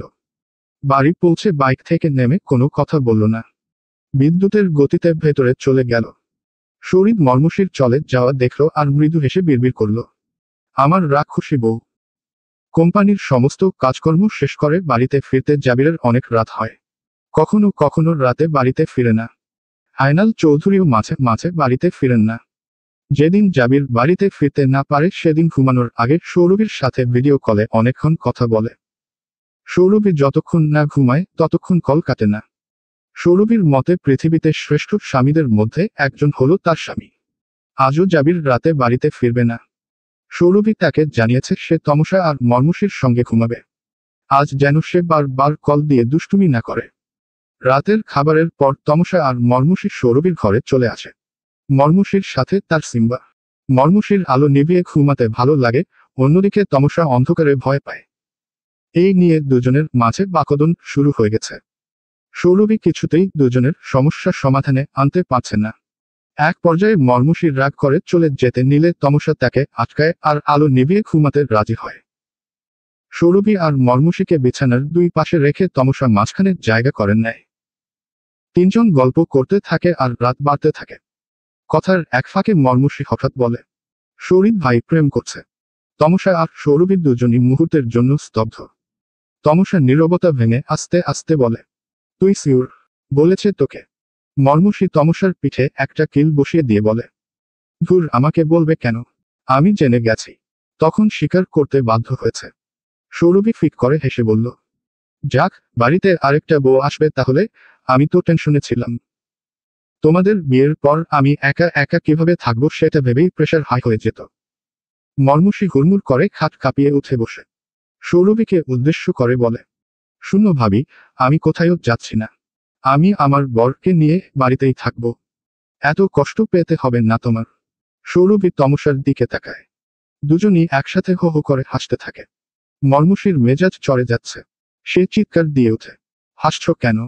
কি ভাবছো শরীরের বউ তোমার সাথে খুব ভাব জমিয়ে থাকবে? মোটেই না। আমরা চলে গেলে তুমি আমাদের মতো কাউকে পাবে না ভাবি। সৌরভী কিছু একটা ভাবে। মর্মশী ভুল তো কিছু বলেনি। শরীরের বউ তার সাথে মিলেমিশে থাকবে তার কি গ্যারান্টি আছে? শরীর যেমন রগতটা, বউ তো সেরকম হতে পারে। সৌরভী মর্মশীকে জিজ্ঞেস করে, কোথাকার মেয়ে যেন? নাম কি? মর্মশী ঠোঁট উল্টে বলে, উহু, এত কিছু জানি না। তবে খুব সুন্দরী হবে হয়তো। তাকে নিয়ে যেরকম কবিতা গান রচনা করেছে তোমার দেবর, মনে হচ্ছে খুব রূপতী গুণবতী টাইপের হবে। সৌরভী মাথা চুলকে বলে, এত ভালো মেয়ে বাদরের গলায় মানাবে তো? মুহূর্তে সবাই খিক খিক করে হাসতে শুরু করে। তমসা গাল ফুলিয়ে ফুস করে উঠে, আমার ভাইয়া কম কিসে? দেখনি কেমন হিরোদের মতো ফাইট করতে পারে? তোমরা ভাইয়াকে নিয়ে এরকম হাসাহাসি করতে পারো না। সৌরভী আর মর্মশী একে অপরের সাথে চোখাচোখি করে মুখ টিপে হাসে। কিছু মুহূর্ত পরেই তমসা ঘুমিয়ে যায়। মর্মশী চুপচাপ শুয়ে আছে। সিম্বা বারবার বিছানা থেকে নেমে যাচ্ছে, আবার উঠে মর্মশীর কাছে আসছে। মর্মশী নিজের ভিতর কেমন একটা শূন্যতা অনুভব করছে। কোনো কারণ ব্যতীত মেজাজটা গরম হয়ে আসছে তার। কেমন একটা অস্বস্তি চেপে ধরে রেখেছে। বুকের ভিতর কেমন একটা চিনচিন ব্যথা অনুভূত হচ্ছে। কেন এমন হচ্ছে বুঝতে পারছে না। সৌরভী হাতে ফোন নিয়ে ফেসবুক স্ক্রল করছে। মর্মশী হঠাৎ সৌরভীকে জিজ্ঞেস করল, আচ্ছা ভাবি, সত্য করে বলবে আমি কেমন? সৌরভী মর্মশীর এমন কথায় কিছুটা ভাবুক স্বরে জবাব দিল, খুব ভালো। তুমি আমার লক্ষ্মী একটা ননদ। মর্মশী মাথা নাড়িয়ে বলল, না না, তোমার ননদ হিসেবে না, এমনি একটা মেয়ে হিসেবে আমি কেমন? সৌরভী আবারও বলল, খুব লক্ষ্মী, মিষ্টি আর সাহসী একটা মেয়ে তুমি। মর্মশীর এটাও পছন্দ হলো না। সে আসলে সৌরভীকে বুঝাতে পারছে না। কিভাবে বুঝাবে সেটাও বুঝতে পারছে না। এবার একটু অন্যরকম ভাবে বোঝানোর চেষ্টা করলো। ভাবি, ধরো তুমি একটা ছেলে। এখন বলো আমি কেমন? সৌরভী মুখে হাত চেপে ধরে হাসে। মর্মশীর আসলে কি জানতে কৌতূহল জেগেছে তা এতক্ষণে সৌরভীর মাথায় ঢুকেছে। সে হাসি চেপে রেখে মর্মশীকে জিজ্ঞেস করল, বাই এনি চান্স তুমি কি জানতে চাইছো প্রেমিকা হিসেবে তুমি কেমন?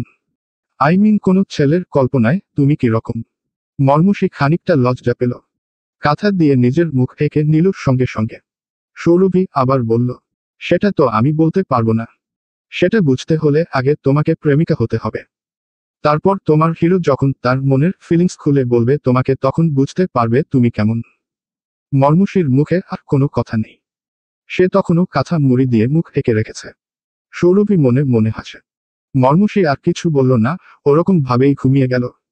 পার্টি অফিসের ভিতর নিজের জন্য বরাদ্দকৃত কক্ষে বসে কারোর সঙ্গে ফোনে আলাপ করছেন ফারহান খান। জি জি, আরে না। কি বলেন? আমার সৌভাগ্য আপনার দর্শন পাব।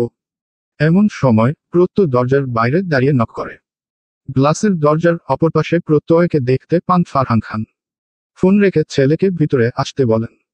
প্রত্যয় ভিতরে ঢুকে বাবার পারমিশন নিয়ে চেয়ারে বসে শান্ত গলায় বলে, বাবা, আমি তোমার সাথে একমত। আপাতত ব্যবসার চিন্তা বাদ দিচ্ছি। তোমার পাশে থাকতে চাই। ফারহান খান খুশিতে টলমল হয়ে ছেলেকে কাছে ডাকেন। প্রত্যয় উঠে গিয়ে বাবাকে জড়িয়ে ধরে ছেলের পিঠে সুস্নেহে চাপড় দেন তিনি। আমার পাওয়ার আরো কয়েক লেভেল আপ হয়ে গেল মাইসান। আজকে তুমি যা চাইবে আমার কাছে তাই পাবে। বলো তুমি কি চাও? এ যেন মেঘ না চাইতেন জল। প্রত্যয় একটুও ভনিতা করল না। সে অকপটে তিসিপুর আর মর্মশীর কথা খুলে বলল বাবাকে। ফারহান খান এবার বুঝতে পারলেন ছেলে আবদার নিয়েই এসেছিল তার কাছে। পরিবেশ হালকা করতে রাজনীতিতে আসার প্রতিশ্রুতি দিয়েছে। প্রত্যয়ের সুকৌশলী আচরণে ফারহান খান মৃদু হাসেন। ছেলেকে আশ্বস্ত করেন তিনি খুব শীঘ্রই তিসিপুর যাবেন। ইউসুফ চৌধুরীর সাথে কথা বলবেন। দিগন্তজোড়া আকাশে দিনের আলো ম্লান হয়ে এসেছে। কালচে মেঘের স্ক্রুপ যেন ধীরে ধীরে শহরটিকে গ্রাস করে নিচ্ছে। বাতাসে এক ধরনের স্নিগ্ধ শীতলতা, সঙ্গে কাঁচা মাটির গন্ধ ছড়িয়ে পড়েছে চারপাশে। দূরে কোথাও বাজ পড়ার শব্দ গুমরে উঠছে আর তার সাথে তাল মিলিয়ে কাকগুলো উঠছে দল বেঁধে। বৃষ্টির ফোঁটাগুলো মাটিতে পড়তেই রাস্তায় জমে থাকা ধুলো ধুয়ে এক ধরনের স্বচ্ছতা ছড়িয়ে দিল। পাতার ডগা থেকে ছোট ছোট জলের ফোঁটা গড়িয়ে পড়ছে মাটিতে। গলির মোড়ে এক চায়ের দোকান থেকে ভেসে আসছে ধোয়া ওঠা চায়ের সুবাস, যা মিশে যাচ্ছে ভেজা বাতাসে। তমসা জানালার পাশে বসে বাইরে হাত বাড়িয়ে বৃষ্টির ফোঁটা হাতে নিচ্ছে। মর্মশী গান চালিয়ে উড়াধুরা নাচছে। হঠাৎ মনে পড়ে সিম্বাকে অনেকক্ষণ ধরে দেখতে পাচ্ছে না। মর্মশী ফোনটা হাতে নিয়ে গান বন্ধ করে হেলে দুলে বারান্দা পেরিয়ে শহীদের ঘরের সামনে এসে দাঁড়ায়।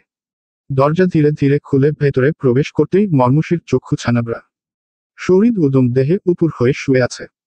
শরীরে একটি মাত্র শর্ট প্যান্ট ব্যতীত অন্য কোনো বস্ত্র নেই। এক বালিশে মুখ গুজে অপর বালিশ মাথার উপর চাপা দিয়ে গভীর নিদ্রায় নিমগ্ন। প্রশস্ত পিঠ ও বলিষ্ঠ বাহুতে পেশির গঠন সুস্পষ্ট। ফর্সা ত্বকের উপর বিন্দু বিন্দু ঘামের কণা চিকচিক করছে। তার প্রশস্ত পিঠের উপর গুটিয়ে নিশ্চিন্তে নিদ্রামগ্ন সিম্বা। সিম্বা আর শরীরকে একসাথে দেখে মর্মশীর মনে হচ্ছে পৃথিবীর দুই মেরু এক হয়ে আছে। নিঃশব্দ পায়ে এগিয়ে যায় তাদের দিকে। শরীরকে নড়তে দেখে দাঁড়িয়ে যায় মর্মশী। শরীর নড়াচড়া করে সিম্বার অবস্থান বুঝে নিয়ে বাম হাত দিয়ে পিঠের উপর থেকে সিম্বাকে নামিয়ে সোজা হয়ে শুয়ে সিম্বাকে বুকে নেয়। সিম্বা নড়াচড়া টের পেয়ে একবার ম্যাও আওয়াজ করে। শরীর সিম্বাকে বুকে নিয়ে এর পিঠে হাত বুলাতে বুলাতে আবার গভীর ঘুমে তলিয়ে যায়। মর্মশী হাতের ফোনটা তুলে ধরে ক্যামেরা অন করে তাদের একটা ছবি তুলে মৃদু হেসে শরীরের ঘর থেকে বেরিয়ে আসে। বারান্দায় তমসার সাথে সাক্ষাৎ হলে তমসা জিজ্ঞেস করে সিম্বা কোথায়, সিম্বাকে পেয়েছে কিনা। মর্মশী জানায় সিম্বা শরীরের কাছে। তমসা তড়িঘড়ি করে বলতে থাকে, সে কি? ভাইয়া সিম্বাকে দেখলেই মারে। চল চল নিয়ে আসি। মর্মশী তার ফোনটা তমসার চোখের সামনে ধরে তমসার চোখ বড় বড় হয়ে যায় বিস্ময়ে। এটা কি করে সম্ভব? মর্মুষী একটা হাসি দিয়ে গুনগুন করতে করতে চলে যায়। রাতের মধ্যপ্রহর চলছে। বিকেল থেকে বৃষ্টি হচ্ছে একটানা। থামার নাম নেই। সিম্বাকে শুইয়ে দিয়ে মর্মুষী বই নিয়ে বসেছে। তার টেস্ট এক্সামের মাত্র কিছুদিন বাকি। পড়তে পড়তে একটা শব্দের অর্থ খুঁজতে ফোনটা হাতে নেয় গুগলে সার্চ করার জন্য। ব্যাস, যা হবার তাই হলো। শব্দের অর্থ খোঁজা বাদ দিয়ে ফেসবুকে ঢুকে রিলস দেখতে শুরু করলো। হঠাৎ কি ভেবে হোয়াটসঅ্যাপে ঢুকে বিকেলে তোলা ছবিটা শরীরের নাম্বারে সেন্ড করলো। এরপর শব্দের অর্থ বের করে পুনরায় পড়ায় মনোযোগ দেয়। মিনিট খানেক পর মর্মুষীর ফোনের নোটিফিকেশন এর শব্দ। সে ফোন হাতে নিয়ে হোয়াটসঅ্যাপে ঢুকে দেখতে পায় শরীর তার ছবিতে রিপ্লে করেছে। কেমন লাগছে বাপ বেটাকে? মর্মুষীর সঙ্গে সঙ্গে রিপ্লে করে, কিউট। মুহূর্তে মর্মুষীর থমকে যায়। কি বলেছে শরীর? বাপ বেটা মানে? মর্মুষী ভালো করে না বুঝেই কিউট বলে দিয়েছে। মর্মুষী কিছু একটা টাইপ করবে এমন সময় লক্ষ্য করে শরীর তার মেসেজটি আনসেন্ড করে দিয়েছে। মর্মুষী বোকার মতো ভাবতে থাকে কি হচ্ছে এসব। এরপর মর্মুষী একের পর এক মেসেজ করেই যাচ্ছে কিন্তু অন্য পাশ থেকে শরীরের কোনো রেসপন্স পায় না। রাগান্বিত হয়ে ফোন বিছানায় ছুঁড়ে ফেলে আবার পড়তে আরম্ভ করে। এক গুচ্ছ গোলাপ হাতে কলেজের পিছনের রাস্তায় অপেক্ষারত তমাল অস্থির দৃষ্টিতে বারংবার ঘড়ির কাঁটার গতি পরখ করছে। বক্ষগহ্বরের অন্তঃস্থলে হৃৎপিণ্ড বিদ্রোহে লাফাচ্ছে। শিরায় রক্তপ্রবাহের স্রোত তীব্র হয়ে হাতে কাঁপন ধরিয়েছে। কপালে সঞ্চিত উষ্ণ ঘামের ফোঁটা টুপুটুপ করে গড়িয়ে পড়ছে। নয়নযুগলে স্পষ্ট ভীতি, সংকোচ ও দ্বিধার ছায়া। তমসা আর মর্মুষীকে কলেজে পৌঁছে দিয়ে শরীর ক্লাবঘরের দিকে চলে যায়। মর্মুষী দ্রুত পায়ে হাঁটছে। সিঁড়ির কাছে এসে দৌড়াতে শুরু করলো। দৌড়ে ক্লাসে পৌঁছালো। রিয়া কলেজে এসেছে অনেকক্ষণ আগে। মর্মুষীর অপেক্ষায় বসে থেকে বোরিং লাগছিল। মর্মুষী ক্লাসে ঢুকে রিয়ার দিকে ছুটে যায়। হাঁপাতে হাঁপাতে বলে, চল চল, দেরি হয়ে গিয়েছে। 1 মিনিট ও নষ্ট করা যাবে না। 10টার আগে ক্লাসে ফিরতে হবে। রিয়া ব্যাগটা বেঞ্চে রেখে উঠে দাঁড়ায়।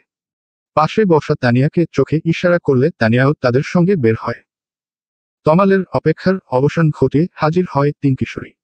তমালের হৃৎস্পন্দন বাড়তে থাকে। বারবার রুমালের সাহায্যে কপালের ঘাম মুছতে থাকে। রিয়া, মর্মুষী আর তানিয়ার সামনে হেলে তমাল স্নিগ্ধ হাসি দিয়ে জিজ্ঞেস করে, কেমন আছো তোমরা? রিয়া চুপচাপ, কোনো শব্দ করে না। মর্মুষী হালকা হেসে উত্তর দেয়, এই তো ভালো। তমালের হাতের কম্পন গাঢ় হয়। মর্মুষী আর চোখে তমালের হাতের গোলাপের গুচ্ছটির দিকে তাকায়। কিছুক্ষণ নীরব থেকে তমাল ধীরে ধীরে এক হাঁটু মুড়ে রিয়ার সম্মুখে বসে পড়ল।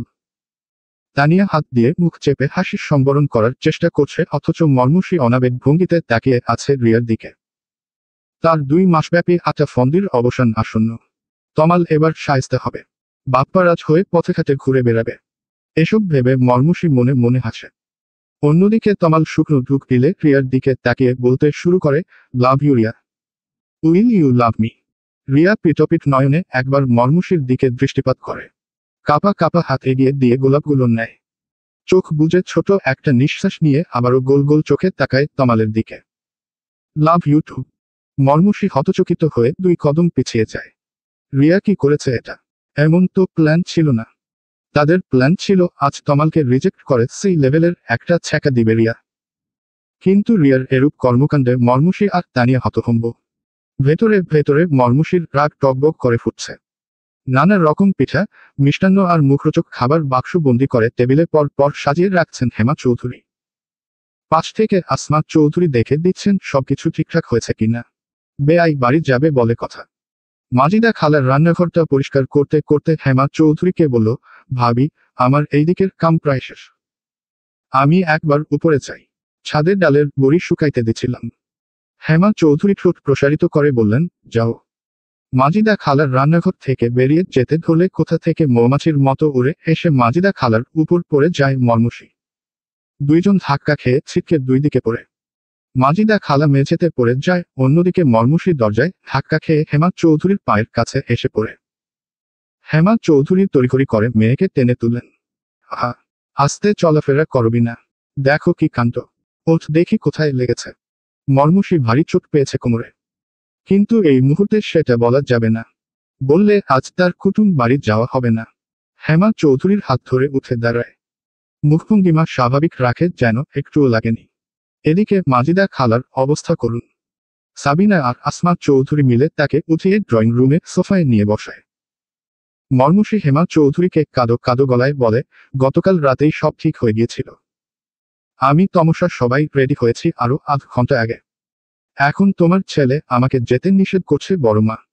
হেমা চৌধুরী কিছু একটা বলবে এমন সময় তার চোখ যায় সিঁড়ির দিকে। শরীর হেলে দুলে নামছে। হেমা চৌধুরী এগিয়ে গিয়ে বলেন, জাবির নিয়ে যাচ্ছে ওদের। কোনো সমস্যা নেই। সময় পেলে আবিরও দুপুরে পৌঁছে যাবে। ওদের বাধা দিস না বাবা।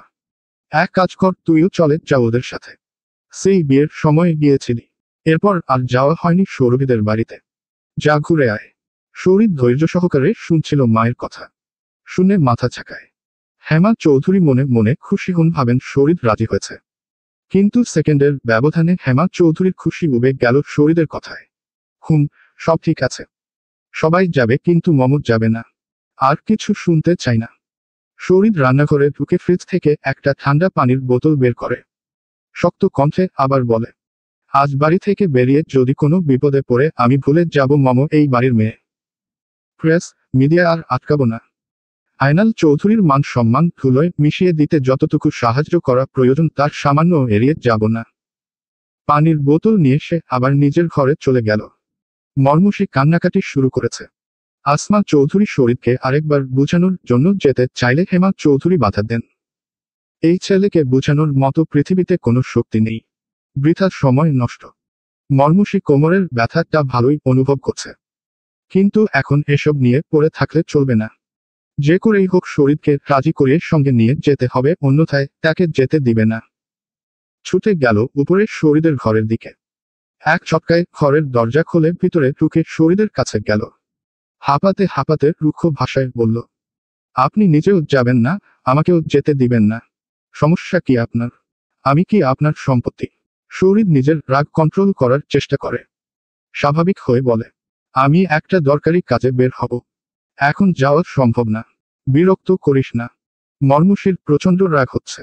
সে দাঁত কটমট করে আবার বলতে লাগলো, কি মনে করেন নিজেকে? আপনি ছাড়া আমি অসহায়। আমার বাবা অসহায়। আমি আত্মরক্ষা করতে জানি। আপনি নিজের ক্ষমতার বড়াই করাটা এবার বন্ধ করুন। শরীরের মস্তিষ্কে টকবক করে ফুটছে ক্রোধ। চোয়াল শক্ত করে হাত মুষ্টিবদ্ধ করে টেবিলের এক পাশে হেলান দিয়ে দাঁড়িয়ে তীব্র দৃষ্টিতে তাকায় মর্মুষীর দিকে। শরীরের এই কপিতভাব আর প্রক্ষিপ্ত অগ্নিদৃষ্টি যে কেউ সহ্য করতে পারে না। মর্মুষী কিছুটা ঘাবড়ে গেলেও তার অকপটে চেয়ে থাকা নয়ন জোড়া জানান দেয় সেও এই বংশের মেয়ে। যে জাজালো রক্তস্রোত শরীরের শিরায় শিরায় বহমান তা থেকে মর্মুষী ভিন্ন নয়। পরক্ষণেই মর্মুষীর মনে পড়ে দাদিমার মহামূল্যবান বাণী, পুরুষ মানুষের উপর চড়াও হলে হিতে বিপরীত হয়। পুরুষ মানুষকে বাঁধতে হয় মায়ে, নম্রতায়, ছলাকলায়। মর্মুষীর দৃষ্টি মেঝেতে পড়ে। চোখ বুজে একটা দীর্ঘ নিঃশ্বাস নিয়ে তা ধীরে ধীরে ছাড়ে। এরপর মোলায়েম কণ্ঠে বলে, আপনার কাজটা পরে করলে হয় না? কোনো হেল্প লাগলেই বলবেন, আমি করব। কিন্তু আজ চলুন প্লিজ। কথাটা শেষ করেই মর্মুষী কাঁদো কাঁদো ভঙ্গিমায় একবার তাকায় শরীরের দিকে। সঙ্গে সঙ্গে দৃষ্টি নামিয়ে নেয়।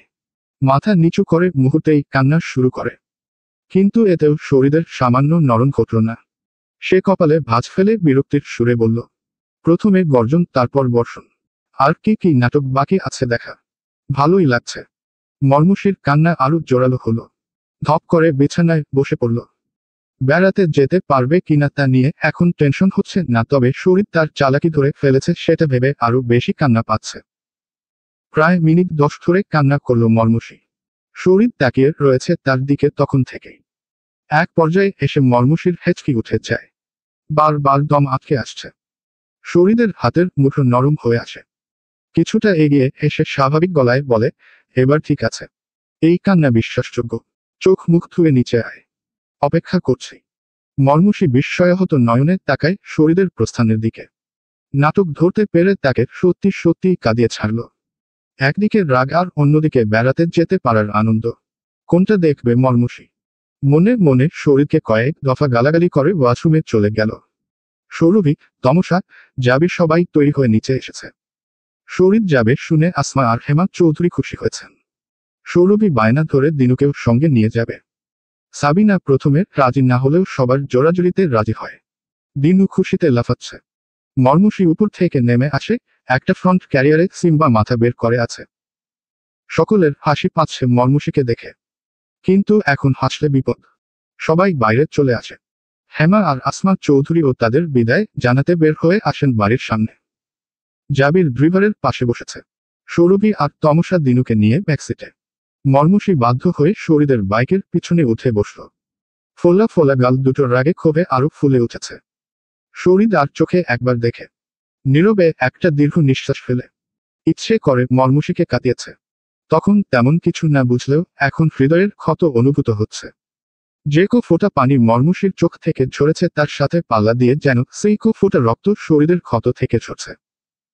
জাবিরদের গাড়ি বেরিয়ে রাস্তা ফাঁকা করে দিলে শরীর বাইক নিয়ে বের হয়। মর্মুষী পিছন ঘুরে হেমা চৌধুরীকে হাত নাড়িয়ে বিদায় জানালো। ধীরে ধীরে শরীরের কাঁধে হাত রেখে ঠিকঠাক হয়ে বসেছে। কাঁধে মর্মুষীর হাতের স্পর্শটের পেয়ে স্বস্তির নিঃশ্বাস ছেড়ে বাইকের স্পিড বাড়িয়ে দিল। হঠাৎ তীব্র হাওয়া এসে মর্মুষীর রোগা পাতলা দেহে শিহরণ তুলতেই সে শরীরের কাঁধ ছেড়ে হাতের নিচ থেকে পেটের দিকে শার্টে খামচে ধরেছে। শরীর ঠোঁটের কোণে এক চিলতে হাসির রেখা টেনে আরো জোরে ছুটল। প্রচণ্ড বাতাসের ঝাপটায় মর্মুষী চোখ বন্ধ করে বারবার শরীরের শার্ট শক্ত মুঠোয় ধরছে। গন্তব্য সৌরভীদের বাড়ি, 40 কিলোমিটার দূরত্বের পথ। কয়েক কিলোমিটার যাওয়ার পর শরীর বাইকের গতি খানিকটা কমিয়ে মর্মুষীকে জিজ্ঞেস করে, মম, সেদিন তুই কিছু লুকিয়েছিস? মর্মুষী সেদিনের পর থেকে সব সময় একটাই দোয়া করে আসছে শরীর যেন এ বিষয়ে তাকে কিছু জিজ্ঞেস না করে। যেখানে ভূতের ভয় সেখানেই সন্ধ্যা হয়। মর্মুষী নির্বিকার ভঙ্গিতে বলল, লুকাতে যাব কেন? আমি তো সেন্স হারানোর পর কিছুই বুঝতে পারিনি। ওরা কারা ছিল, কেন আমাকে নিয়ে গিয়েছিল কিছু মাথায় ঢুকছে না। শরীরের সন্দিহান হৃদয় মর্মুষীর কথা এক দণ্ড বিশ্বাস করল না। সে কিছুক্ষণ চুপ থেকে আবার বলল, বাশার করিমের পূর্বপুরুষদের সাথে একবার চৌধুরী বাড়ির শত্রুতার মীমাংসা হয়েছিল জানিস? উহু, কিভাবে? তারপর আবার কি হয়েছিল? শরীর বাইকের স্পিড কম রেখেই চলছে। মর্মুষীকে যত দ্রুত সম্ভব ব্রেনওয়াশ করে ওর ভেতর থেকে সব বের করতে হবে যা সে লুকিয়ে যাচ্ছে, কিন্তু শরীর স্পষ্ট বুঝতে পারছে বহুদিন সব ঠিকঠাক ছিল। বাশার করিমের যিনি স্ত্রী ছিলেন বর্তমানে কানাডায়। উনার পরিবারের খুব পছন্দ হয়েছিল আমার বাবাকে। বাবার সঙ্গে ভদ্রমহিলার বিয়ে ঠিক হয়েছিল পারিবারিকভাবে। অন্যদিকে বাশার করিমের সাথে উনার প্রেমের সম্পর্ক ছিল।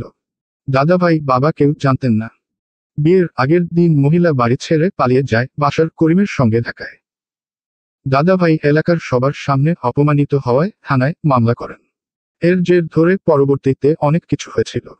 করিমরা আমাদের কিছু জমিও অবৈধভাবে দখল করেছিল। সেসব নিয়েও মামলা ঝগড়া বিবাদ হয়েছিল। তারপর আবার দুই পরিবারের বিরোধের শুরু। মর্মুষী বিস্মিত হয়ে শুনছে শরীরের কথাগুলো। কিছুটা নড়েচড়ে বসে দীর্ঘক্ষণ বাইকে বসে কোমরে টান পড়েছে। এমনিতেই ব্যথা নিয়ে বেরিয়েছে। সিম্বা খোলা হাওয়ায় ঘুম দিয়েছে। মর্মুষী এর মাথায় হাত বুলিয়ে দিতে দিতে বলে, ও আচ্ছা আচ্ছা, বড় আব্বুকে ওরাই মেরেছে। আপনি সিউর? না, এখানেও ঘাবলা থাকতে পারে। মর্মুষী কিছু বলে না, মনে মনে আওড়ায়, ঘাবলা তো আছেই। শরীর বাইকের স্পিড বাড়ায়, কারণ তারা তমসাদের গাড়ি থেকে অনেকটা পিছনে পড়ে গিয়েছে। স্পিড টেনে পেছনের দিকে হেলে বলল, ভালো করে ধরে বসো। সৌরভীদের গ্রামটা প্রত্যন্ত এলাকা। রাস্তাঘাট ভাঙাচোরা, মাঝে মাঝে বিশাল গর্ত। বৃষ্টির পানিতে কাদায় বেকায়দা অবস্থা। পুরো পথ আসতে যতটুকু সময় লেগেছে মনে হচ্ছে এখন এই গ্রামের প্রবেশদ্বার থেকে সৌরভীদের বাড়ি অবধি পৌঁছাতে ততটুকু সময়ই লাগবে। অনেক ভোগান্তি পোহানোর পর তারা বাড়িতে পৌঁছাতে পেরেছে। সৌরভী দরিদ্র পরিবারে বেড়ে উঠেছে। নিঃসন্তান বাবা মায়ের ঘরে পালিত কন্যা সৌরভী ছিল আসমানের চাঁদ। পান ব্যবসায়ী জসিম মিয়ার ঘরে ভাতের অভাব থাকলেও সুখ শান্তির অভাব ছিল না। এরকম একটা পরিবারের মেয়ে চৌধুরী বাড়ির বউ হবে এ যেন কারো স্বপ্নেও আসেনি। তাদের বাড়ির উঠোনে গাড়ি থামল। পিছনে বাইকে শরীর আর মর্মুষী। সৌরভীর মা গাড়ির শব্দ পেয়ে দৌড়ে বেরিয়ে এলেন। সাথে সৌরভীর প্রতিবেশী চাচিরা। সবাই গাড়ি থেকে নেমে ভিতরে গেল। পাকা মেঝের উপর টিনের 4 চালা ঘর। 2টো শোবার ঘর, একটা রান্নাঘর। রান্নাঘরের পাশে আরেকটা অতিরিক্ত ঘর। বাড়ি থেকে প্রায় 30-40 গজ দূরত্বে টয়লেট। মর্মুষী পুরো বাড়িটা আবার ঘুরে ঘুরে দেখছে। সৌরভীর বিয়ের দিন এসেছিল। তখন সে অনেকটা ছোট। সৌরভীর মা সবাইকে হাত মুখ ধোয়ার জন্য পানি এনে দিলেন। তারা ফ্রেশ হয়ে বারান্দায় পাতা বিশাল চৌকিতে মাদুর বিছিয়ে নাস্তা করল।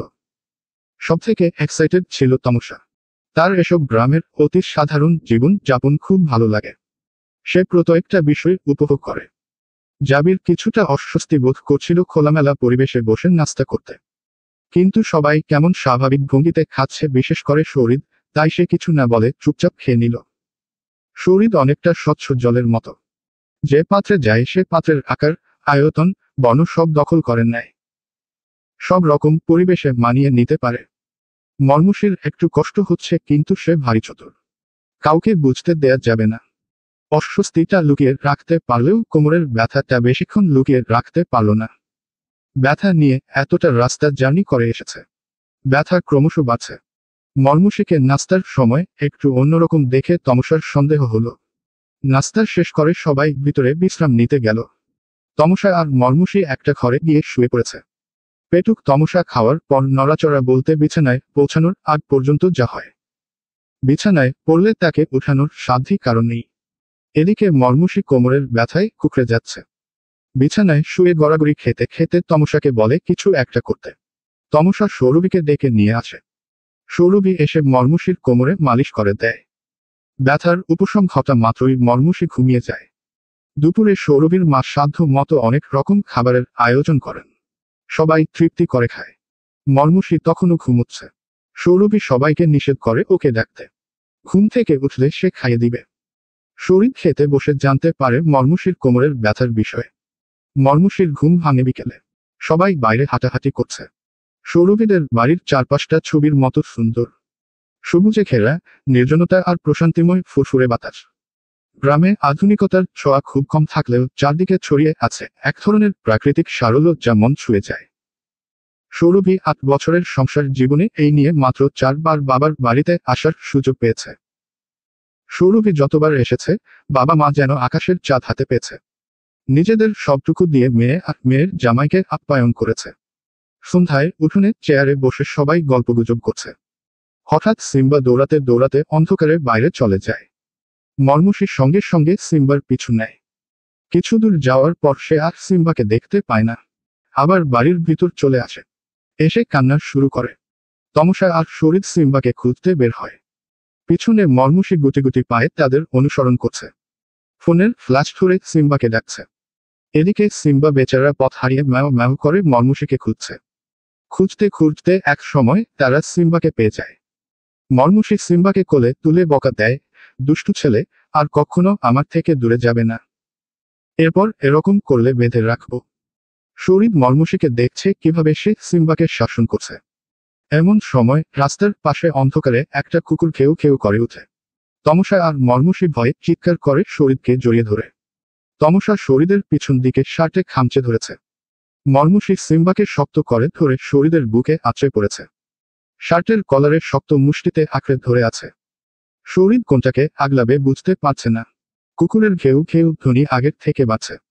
কুকুরটাকে ধমক দিয়ে তাড়িয়ে দিয়ে তমসা আর মর্মুষীকে ছাড়াতে চেষ্টা করে। দুজনের কেউই ছাড়ে না। এদিকে দুটোর চাপে শরীরের দম বন্ধ হওয়া অবস্থা। দুটোকে ধমকের সুরে বলল, ভিতুর দল ছাড়, কুকুর চলে গেছে। আমার শার্টের ভাঁজ নষ্ট হলে দুটোকেই দিয়ে আসবো কুকুরের কাছে। তমসা আর মর্মুষীর শরীরকে ছেড়ে দিয়ে একে অপরের হাত ধরে দাঁড়ায়। সিম্বা ম্যাও ম্যাও করে আওয়াজ করলে শরীর ধমক দিয়ে থামিয়ে দেয়। এরপর হুড়োহুড়ি করে সবাই বাড়ি ফিরে। রাতে খাবার সময় সৌরভী আর তার মা সবাইকে খাবার বেড়ে খাওয়ায়। রাতের খাওয়া দাওয়া শেষ করে সবাইকে শোয়ার জন্য বিছানা তৈরি করে দেয়া হয়। জাবির আর সৌরভী দিনুকে নিয়ে এক ঘরে শোবে। তমসা আর মর্মুষীকে নিয়ে সৌরভীর মা এক ঘরে শুয়েছে। শরীরের জন্য রান্নাঘরের পাশের অতিরিক্ত ঘরটায় বিছানা তৈরি করা হয়েছে। এ ঘরটা খানিকটা ছোট। ঘরে ছোট একটা চৌকি, একটা সিলিং ফ্যান আর চৌকির পাশে একটা টেবিল রাখা। সৌরভীর মা টেবিলের উপর একটা পানির জগ আর গ্লাস রেখে গিয়েছেন।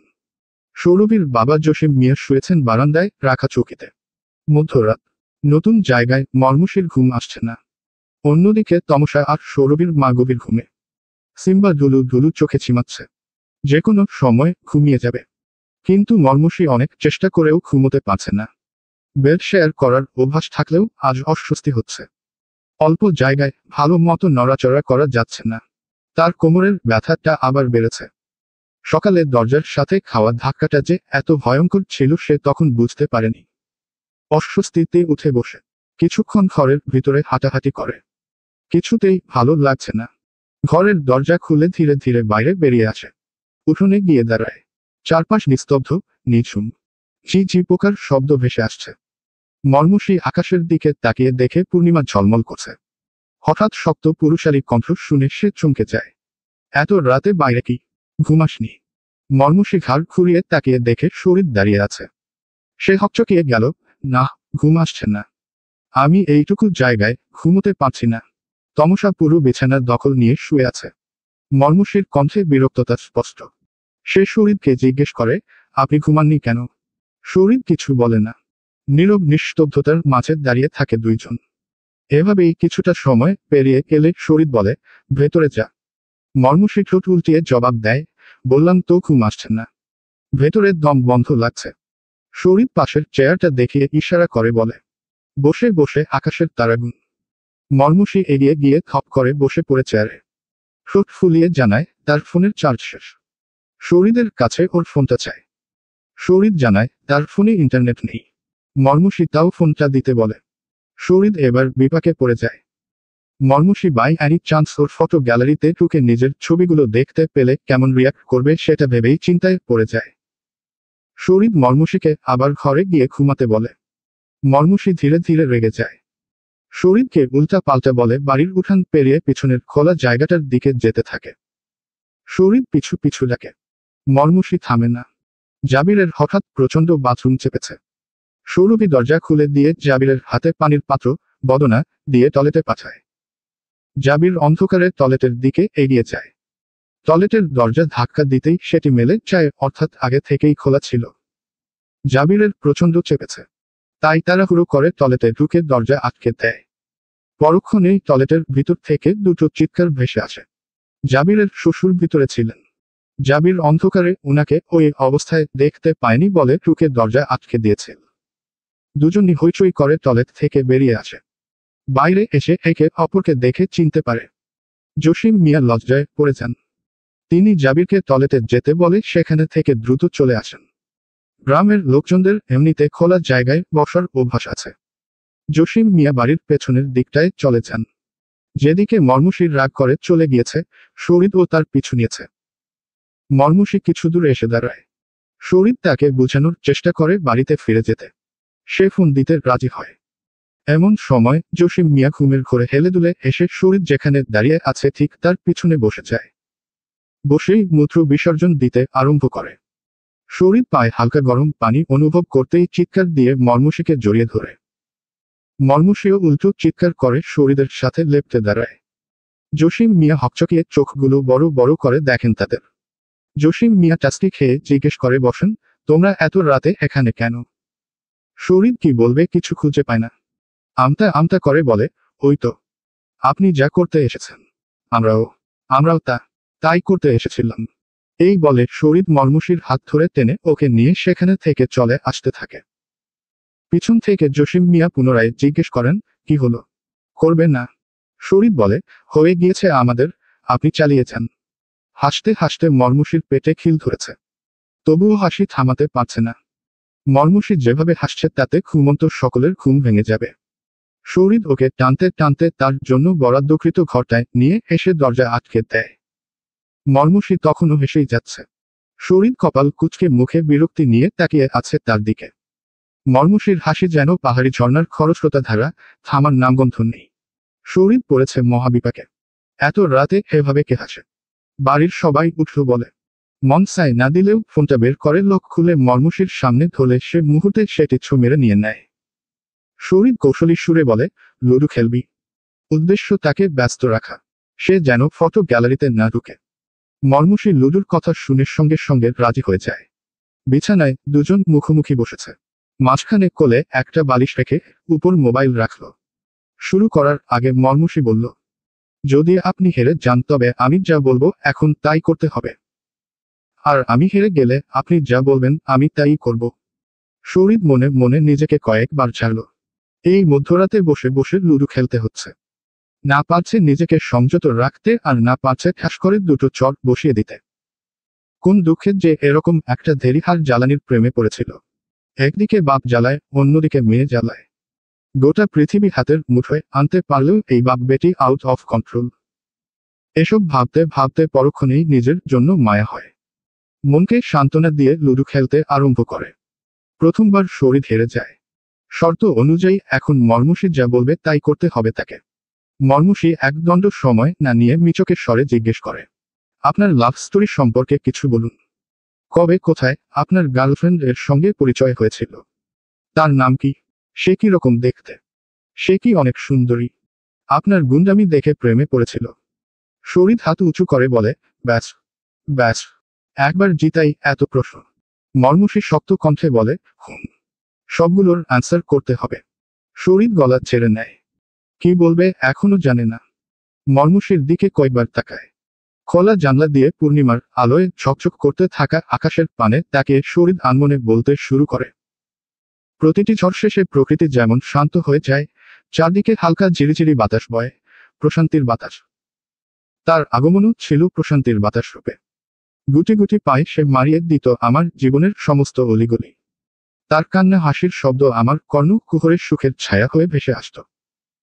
আমার কিশোরী প্রিয়া যেদিন প্রথম শাড়ি পরে আমার ঘরে প্রবেশ করেছিল, সোনা বরণ অঙ্গে হলুদ শাড়িখানা থেকে ঠিকরে বেরিয়ে আসার সৌন্দর্য আমার হৃদয়ে কালবৈশাখী ঝড় তুলে দিয়ে গিয়েছিল।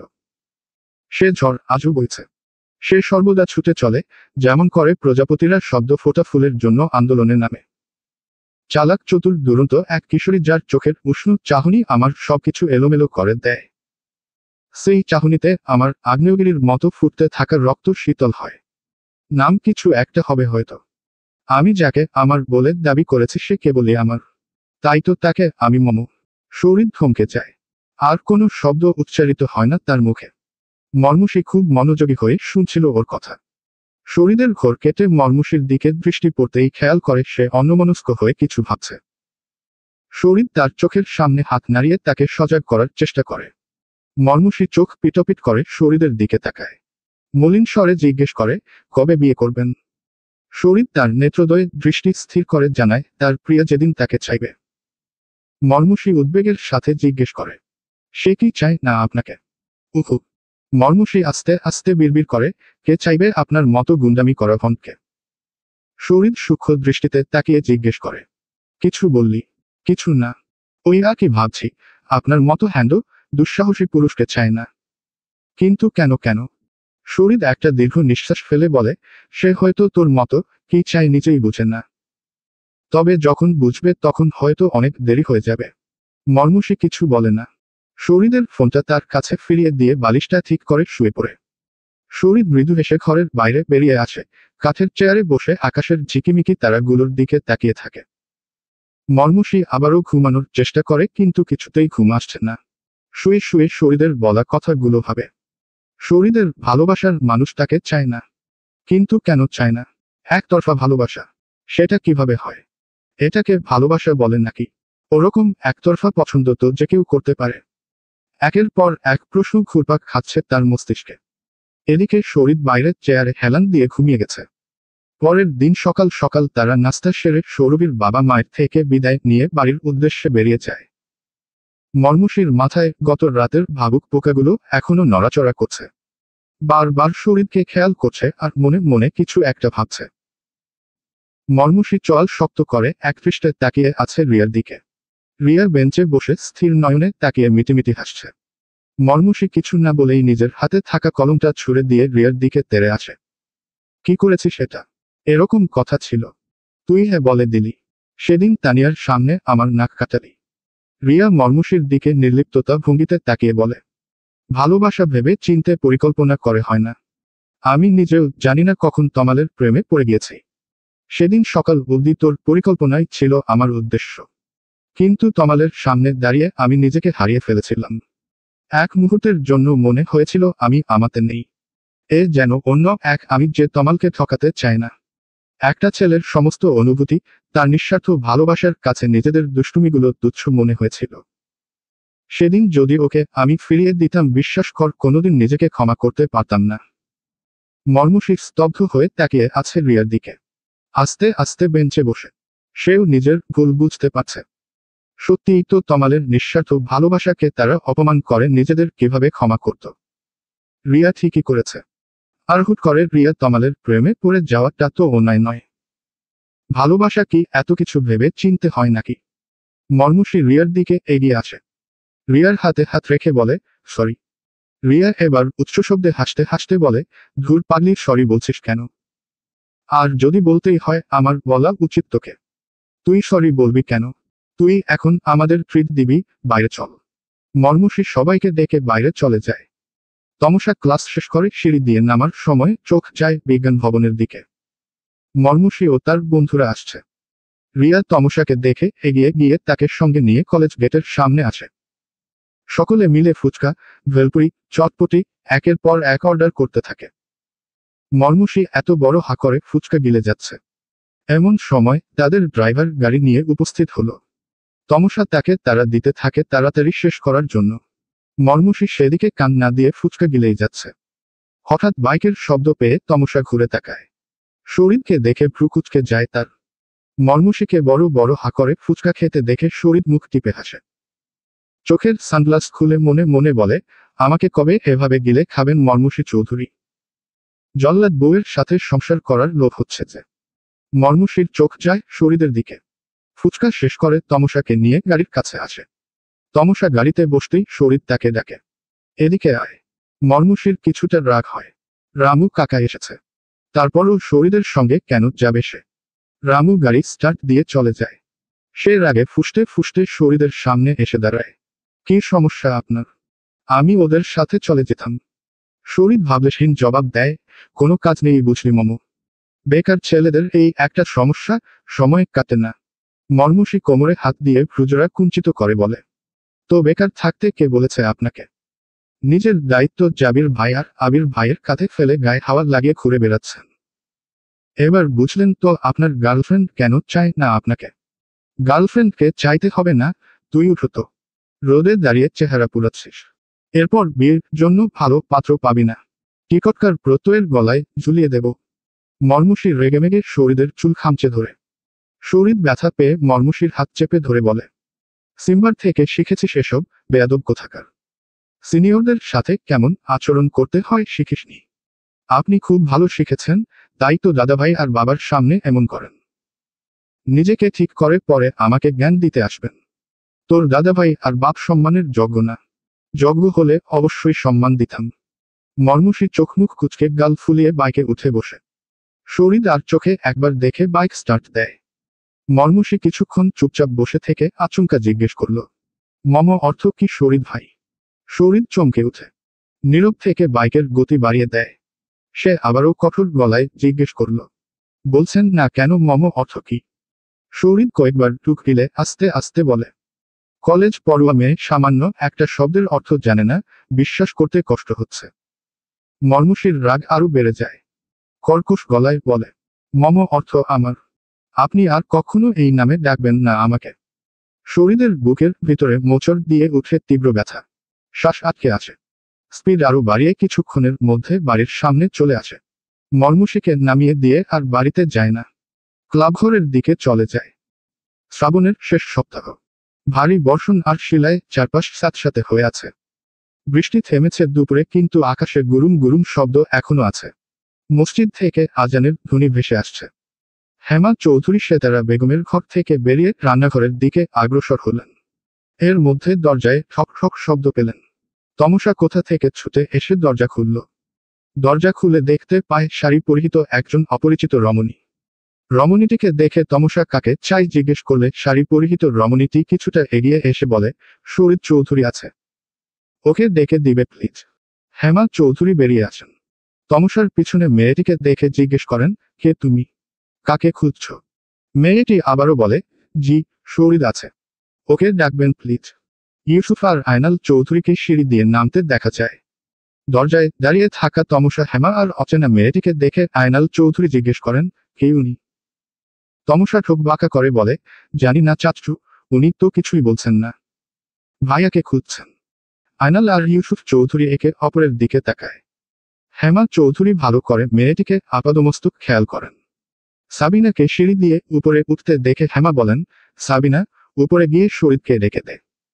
বল একটি মেয়ে দেখা করতে চায় ওর সঙ্গে।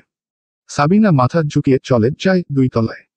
শরীরকে ডেকে সে মর্মুষীর ঘরে চলে যায়। সাবিনা সিম্বার খাবার নিয়ে এসেছিল। মর্মুষী তাকে জিজ্ঞেস করে, নিচে এত লোকজনের আওয়াজ কেন সাবিনা আপা? সাবিনা সিম্বাকে খাবার দিতে দিতে বলে, একটা মেয়ে এসেছে। শরীর ভাইয়াকে খুঁজছে। জানো মেয়েটা এত সেজেছে, ঠিক নতুন বউয়ের মতো। মর্মুষী সাবিনার কথা শুনে এক মুহূর্ত দাঁড়ায় না, হন্তদন্ত হয়ে ছুটে যায় নিচে। ততক্ষণে শরীরও নিচে পৌঁছে গিয়েছে। শরীরকে দেখে অচেনা মেয়েটি এগিয়ে এসে দাঁড়ায় তার সামনে। প্রফুল্ল চিত্তে জিজ্ঞেস করে, কেমন আছো? শরীর বুঝতে পারছে না একটা অপরিচিত মেয়ে তাকে এভাবে তুমি সম্বোধনে কথা বলছে। তার উপর কোনো পরিচয় না দিয়ে সরাসরি সে কেমন আছে জানতে চাইছে। শরীর কিছু বলল না। হেমা চৌধুরী শরীরকে জিজ্ঞেস করেন, মেয়েটিকে? শরীর শান্ত গলায় বলে, জানি না। মেয়েটি এবার সবাইকে বিস্মিত করে দিয়ে উচ্চশব্দে হাসতে থাকে। ইউসুফ চৌধুরী জিজ্ঞেস করেন, নাম কি তোমার মেয়ে? কি চাই? মেয়েটি এইবার নিজের পরিচয় দেয়, দোলা। আমি দোলা, মিসেস দোলা চৌধুরী, শরীর চৌধুরীর ওয়াইফ। মেয়েটি এইবার নিজের পরিচয় দেয়, দোলা। আমি দোলা, মিসেস দোলা চৌধুরী, শরীর চৌধুরীর ওয়াইফ। মুহূর্তে বাড়ির সবাই স্তব্ধ, হতচকিত হয়ে তাকিয়ে আছে দোলার দিকে। মর্মুষী সিঁড়িতে দাঁড়িয়ে দেখছিল। ধীরে ধীরে সে নিচে নেমে আসে। তার পা টলছিল। এই বুঝি পা ফসকে পড়ে যাবে সিঁড়ি থেকে।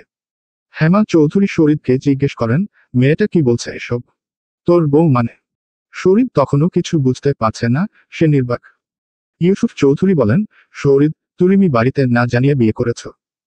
মর্মুষীর হৃৎস্পন্দনের গতি বাড়তে থাকে। সে সিঁড়ি থেকে নেমে এসে হেমা চৌধুরীর পাশে দাঁড়ায়। শরীর উৎকট বিরক্তি নিয়ে জিজ্ঞেস করে, কি সব উল্টো পাল্টা বলছেন? এরপর শুরু হয় দোলার আসল ড্রামা। সে ইউসুফ চৌধুরীর সামনে গিয়ে মাথা নিচু করে কাঁদো কাঁদো গলায় বলে, সরি দাদা ভাই, আমরা কাউকে কিছু না জানিয়ে বিয়ে করেছিলাম। কিন্তু বিয়ের কিছুদিন পর থেকেই শরীর আমার সাথে যোগাযোগ বন্ধ করে দিয়েছে। আমি অনেক কষ্টে বাড়ির ঠিকানা পেয়েছি। আপনারা ওকে জিজ্ঞেস করুন কেন এমন করেছে আমার সঙ্গে। আপনারা আজ আমাকে আশ্রয় না দিলে আমার আত্মহত্যা ছাড়া কোনো উপায় থাকবে না। শরীর অনেকক্ষণ যাবৎ নিজেকে কন্ট্রোল করে শুনে যাচ্ছিল। শেষের কথাটা শুনে সে গলা উঁচু করে বাজখাই কণ্ঠে বলল, চুপ। অসভ্য মেয়ে লোক, কখন বিয়ে করেছি আমরা? আমি আজ প্রথমবার দেখলাম আপনাকে। বাড়ির সবাই আবারও অবাক, হতবিহ্বল হয়ে তাকিয়ে আছে মেয়েটির দিকে। দোলা এবার কান্নাকাটি শুরু করে দিয়েছে। দৌড়ে এসে দরজার সামনে রাখা লাগেজ থেকে একটা খাম বের করে আনে। খামটির ভিতর থেকে কিছু কাগজ বের করে ইউসুফ চৌধুরীর সামনে ধরে। ইউসুফ চৌধুরী কাগজগুলো হাতে নিয়ে পড়তে থাকেন। শরীর আর দোলার marriage registry paper. Yusuf Chowdhury পেপারটি শরীরের দিকে ইশারা করে বললেন, এটা কি? এখনো তুমি অস্বীকার করবে? তোমার সাহস দেখে আমি অবাক হয়ে যাচ্ছি। হেমা চৌধুরী দু করে কেঁদে উঠেন। শরীর হেমা চৌধুরীকে উদ্দেশ্য করে বলল, আহমা, কি হচ্ছে? মেয়েটা মিথ্যা বলছে। আমি ওকে আজকেই প্রথম দেখলাম। দোলা কান্না থামিয়ে তেরে আসে শরীরের দিকে। একদম মিথ্যা বলবে না। ভালোবেসে বিয়ে করেছি আমরা। তুমি বলেছিলে একটু ধৈর্য ধরতে। সময় সুযোগ হলে তুমি আমাকে তোমার বাড়িতে নিয়ে আসবে। তারপর আমাকে ধোঁকা দিয়ে আমার সঙ্গে প্রতারণা করে এখন অন্য একজনকে নিয়ে স্বপ্ন দেখছো। শরীর হাত মুষ্টিবদ্ধ করে চোয়াল শক্ত করে আবার গর্জে উঠে, stop nonsense, just shut up. ওরকম ভুয়ার রেজিস্ট্রি পেপার ঘন্টার 1000টা তৈরি করা যায়। কে তুমি? এখানে কি চাই? কে পাঠিয়েছে? আয়নাল চৌধুরী এতক্ষণ চুপ থাকলেও এবার তপ্ত স্বরে বলেন, তোমার নাম দোলা। বাড়ি কোথায় তোমার? তুমি তোমার অভিভাবক ডাকো। তোমার সাথে সত্যি যদি অন্যায় হয় আমরা দেখব সেটা। তুমি তোমার বাবা মাকে ডাকো এবং বিয়ের সাক্ষী কারা ছিল ওদের ডাকো। দোলা ব্যাগ থেকে ফোন বের করে তার মায়ের কাছে ফোন দেয়। মায়ের সাথে কথা শেষ করে তমসাকে উদ্দেশ্য করে বলে, আমাকে 1 গ্লাস পানি দেবে। তমসা রান্নাঘরের দিকে পা বাড়ালে শরীর নিষেধ করে। এই মেয়ে যতক্ষণ না স্বীকার করছে সে একটা ফ্রড মিথ্যাবাদী ততক্ষণ এ বাড়ির জল ও স্পর্শ করতে পারবে না। মর্মুষী রান্নাঘরে গিয়ে একটা গ্লাস ভর্তি পানি নিয়ে আসে। দোলার দিকে অগ্রসর হতেই শরীর আবারও চেঁচিয়ে উঠে, আমি নিষেধ করেছি মমু। মর্মুষী শরীরের কথায় কান দেয় না। গ্লাসটি দোলার সামনে ধরলে দোলা তাচ্ছিল্যের সুরে বলে, বাহ, আজীব মেয়ে তো তুমি। তোমার জন্যই আমার সংসার ভাঙতে বসেছে। তুমি এখন পানি খাওয়াতে এসেছ? জুতো মেরে গরুদান। মর্মুষী আচম্বিত হয়ে তাকিয়ে আছে। কণ্ঠে একরাশ বিস্ময় নিয়ে জিজ্ঞেস করে, মা, মানে আমার জন্য আপনার সংসার ভেঙেছে মানে? দোলা শরীরের দিকে ইশারা করে বলে, তুমি তো আমার স্বামীকে আমার থেকে কেড়ে নিতে চাইছ। আমি সব জানি। তুমি কেমন মেয়ে, লজ্জা করে না একটা মেয়ে হয়ে আরেকটা মেয়ের সংসার কেড়ে নিতে? আয়নাল চৌধুরী হুঙ্কার দিয়ে উঠল, এই মেয়ে কি বলছো এসব? কি করেছে আমার মেয়ে? দোলা মর্মুষীর দিকে অনিদৃষ্টিতে তাকিয়ে বলে, এই মেয়েটা সব কিছুর জন্য দায়ী। আমার স্বামী আমাকে অস্বীকার করছে একমাত্র এই মেয়েটার জন্য। কি ভেবেছিস নিজের রূপ সৌন্দর্য দিয়ে আমার শরীরকে কেড়ে নিবি আমার থেকে? মর্মুষী ঠাস করে একটা থাপ্পড় বসিয়ে দেয় দোলার গালে। দোলা হাত চেপে ধরল গালে। গাল জ্বলে যাচ্ছে, চোখ দিয়ে সঙ্গে সঙ্গে পানি বেরিয়ে এসেছে। মুখ সামলে কথা বলো মিসেস দোলা। যেখানে তোমার স্বামীই তোমাকে স্বীকার করছেন না, সেখানে তুমি অন্যের উপর আঙ্গুল তুলছ কিভাবে? আমি তোমার সংসার ভাঙতে যাব কেন? কিসের সংসার? আদৌ সেটার কোনো অস্তিত্ব আছে? মর্মুষী খানিকটা সময় থেমে আবার বলতে শুরু করে, আগে এই বিয়ের সত্যতা প্রমাণ করো। আমি মর্মুষী চৌধুরী এ বাড়ির সকলকে ঘোল খাওয়াতে পারলেও আমাকে পারবে না। এমন সময় জাবিরকে বাড়িতে প্রবেশ করতে দেখা যায়। ড্রয়িং রুমের সকলকে দেখে জিজ্ঞেস করে, কি হচ্ছে এসব? তমসা সবকিছু খুলে বললে জাবিরও দোলাকে বলে তার অভিভাবক ডাকতে। দোলা জানায় তার বাবা মাকে ডাকা হয়েছে, উনারা আসছেন। ঘণ্টা খানেক পর দোলার বাবা মা এসে উপস্থিত হন চৌধুরী বাড়িতে। সাথে এসেছে দোলার দুই কাজিন। ইউসুফ চৌধুরী তাদের বসিয়ে কথা বলেন। সকলের মুখে একই কথা, শরীদ আর দোলার বিয়ে তাদের সামনেই হয়েছিল। তারা ভালোবেসে বিয়ে করেছিল। বাড়িতে জানালে মানবে না, এই বলে শরীদ দোলাকে বাবার বাড়িতে রেখে কিছুদিন পর চলে আসে। আর যোগাযোগ করেনি। শরীদ রাগান্বিত হয়ে দোলার বাবা ওর সঙ্গে আসা পুরুষটিকে মারতে চায়। আয়নাল চৌধুরী আর জাবির তাকে আটকায়। ড্রয়িং রুমের অ্যাকোরিয়ামের উপর থেকে কয়েকটা ফ্লাওয়ার বেজ ছুঁড়ে মেঝেতে ফলে দেয়। ইউসুফ চৌধুরী ধমক দিয়ে শরীদকে থামায়। শরীদের রুষ্ট দৃষ্টি চেয়ে আছে দোলার দিকে। দোলা ভীতিতে বারবার দৃষ্টি সরিয়ে নিচ্ছে। বিয়েটাকে সত্য প্রমাণ করার যত রকম উপায় ছিল সবই প্রয়োগ করা শেষ। এবার ইউসুফ আর আয়নাল চৌধুরী শরীদের উপর খেপে যান। শরীদকে কুলাঙ্গার, চৌধুরী বাড়ির কলঙ্ক আরো অনেক কিছু বলে গালিগালাজ করতে থাকেন আয়নাল চৌধুরী। আসমা চৌধুরী হঠাৎ বলে উঠেন, আপনারা একটু থামুন। বিয়েটা যেভাবেই হোক, এখন বাড়ির বউ বাড়িতে প্রবেশ করেছে, তাকে অস্বীকার করার উপায় নেই। হেমা ভাবি, তুমি মেনে নাও। ভাইজান থাকলে আজকের দিনটা হতো উনার সবথেকে খুশির দিন। হেমা চৌধুরী মুখ কালো করে বলেন, আপা, আপনাদের ছেলে, আপনাদের বউ, আপনারাই দেখুন। আমি পরের বাড়ির মেয়ে, আমাকে এসবে টানবেন না। বলেই হেমা চৌধুরী উপরে চলে যায়। এদিকে মর্মুষী ঠাই দাঁড়িয়ে আছে, মুখ দিয়ে একটু শব্দটাও করছে না। সেতারা বেগম পুরো অবাক। দোলা মেয়েটি যে মিথ্যা বলছে সেটি বাড়ির কেউ বুঝতে না পারলেও সেতারা বেগম ঠিকই বুঝতে পারছেন। ইউসুফ চৌধুরী একটা দীর্ঘ নিঃশ্বাস ফেলে বলেন, আসমা, তুমি উনাদের আপ্যায়নের ব্যবস্থা করো, আর বউকে ভিতরে নিয়ে যাও। শরীদ এবার গগন ফাটিয়ে চিৎকার করে, খবরদার, এই বেহা, নির্লজ্জ, মিথ্যাবাদী মেয়ে মানুষ আমার বাড়িতে থাকবে না। সকলে তাকিয়ে আছে দোলার দিকে। এই বুঝি শরীদকে কিছু বলবে, কিন্তু না, সবাইকে অবাক করে দোলা এগিয়ে যায় মর্মুষীর দিকে। কি হলো ননদিনী, মুখে যে কুলুপ এঁটেছ, কি যেন বলেছিলে? আমি খোল খাওয়াচ্ছি। আরে খোল তো তুমি খাইয়েছ আমার স্বামীকে, নইলে আমার মত একটা বউ রেখে ও তোমাতে মজেছে। আয়নাল চৌধুরী আবার হুঙ্কার দিয়ে উঠে, তখন থেকে কি বলে যাচ্ছ, আমার মেয়ে কি করেছে? দোলা একই সুরে বলল, দোষটা আপনার মেয়েরই। ওর জন্যই শরীদ আমাকে ফেলে চলে এসেছে। ওর প্রেমে মজেই তো আমাকে অস্বীকার করছে।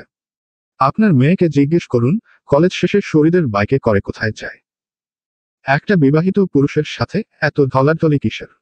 জিজ্ঞেস করুন আপনার নষ্ট মেয়েকে। সারাক্ষণ এরকম একটা মোহময়ী চোখের সামনে খুরখুর করলে কোন ছেলে ঠিক থাকতে পারে বলুন? হঠাৎ সজোরে আসা এক থাপ্পড়ের নিচে পড়ে গেল দোলা।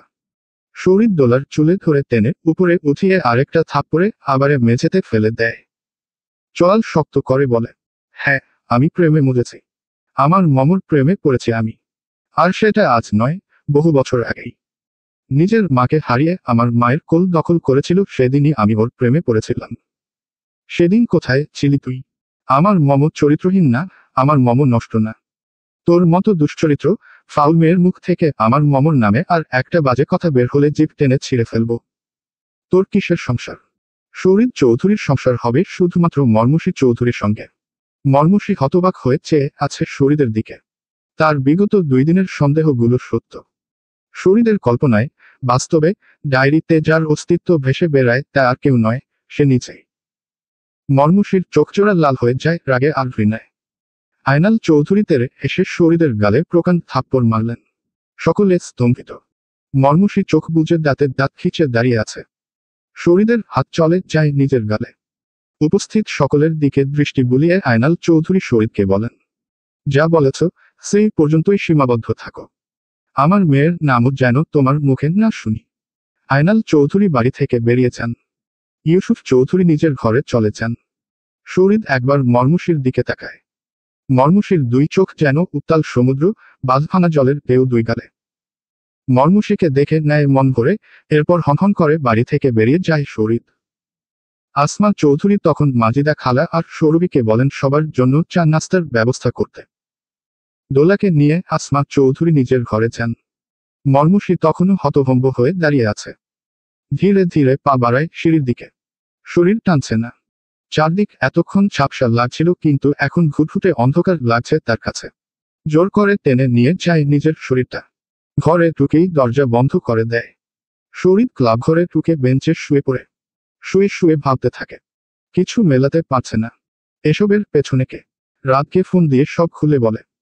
রাত এক মুহূর্ত দেরি করেন না, সঙ্গে সঙ্গে ক্লাব ঘরে চলে আসে। শরীরকে দেখে রাত ঠোঁটের কোণে হালকা রসিকতা মিশিয়ে বলে, কংগ্রাচুলেশনস ব্রো, 2টা বউ নিয়ে সংসার করবি। শরীর রাদের প্রাইভেট পয়েন্ট বরাবর লাথি দিয়ে সরিয়ে দেয়। রাত 2 হাতে চেপে ধরে দাঁতের দাঁত খিঁচে সরে দাঁড়ায়।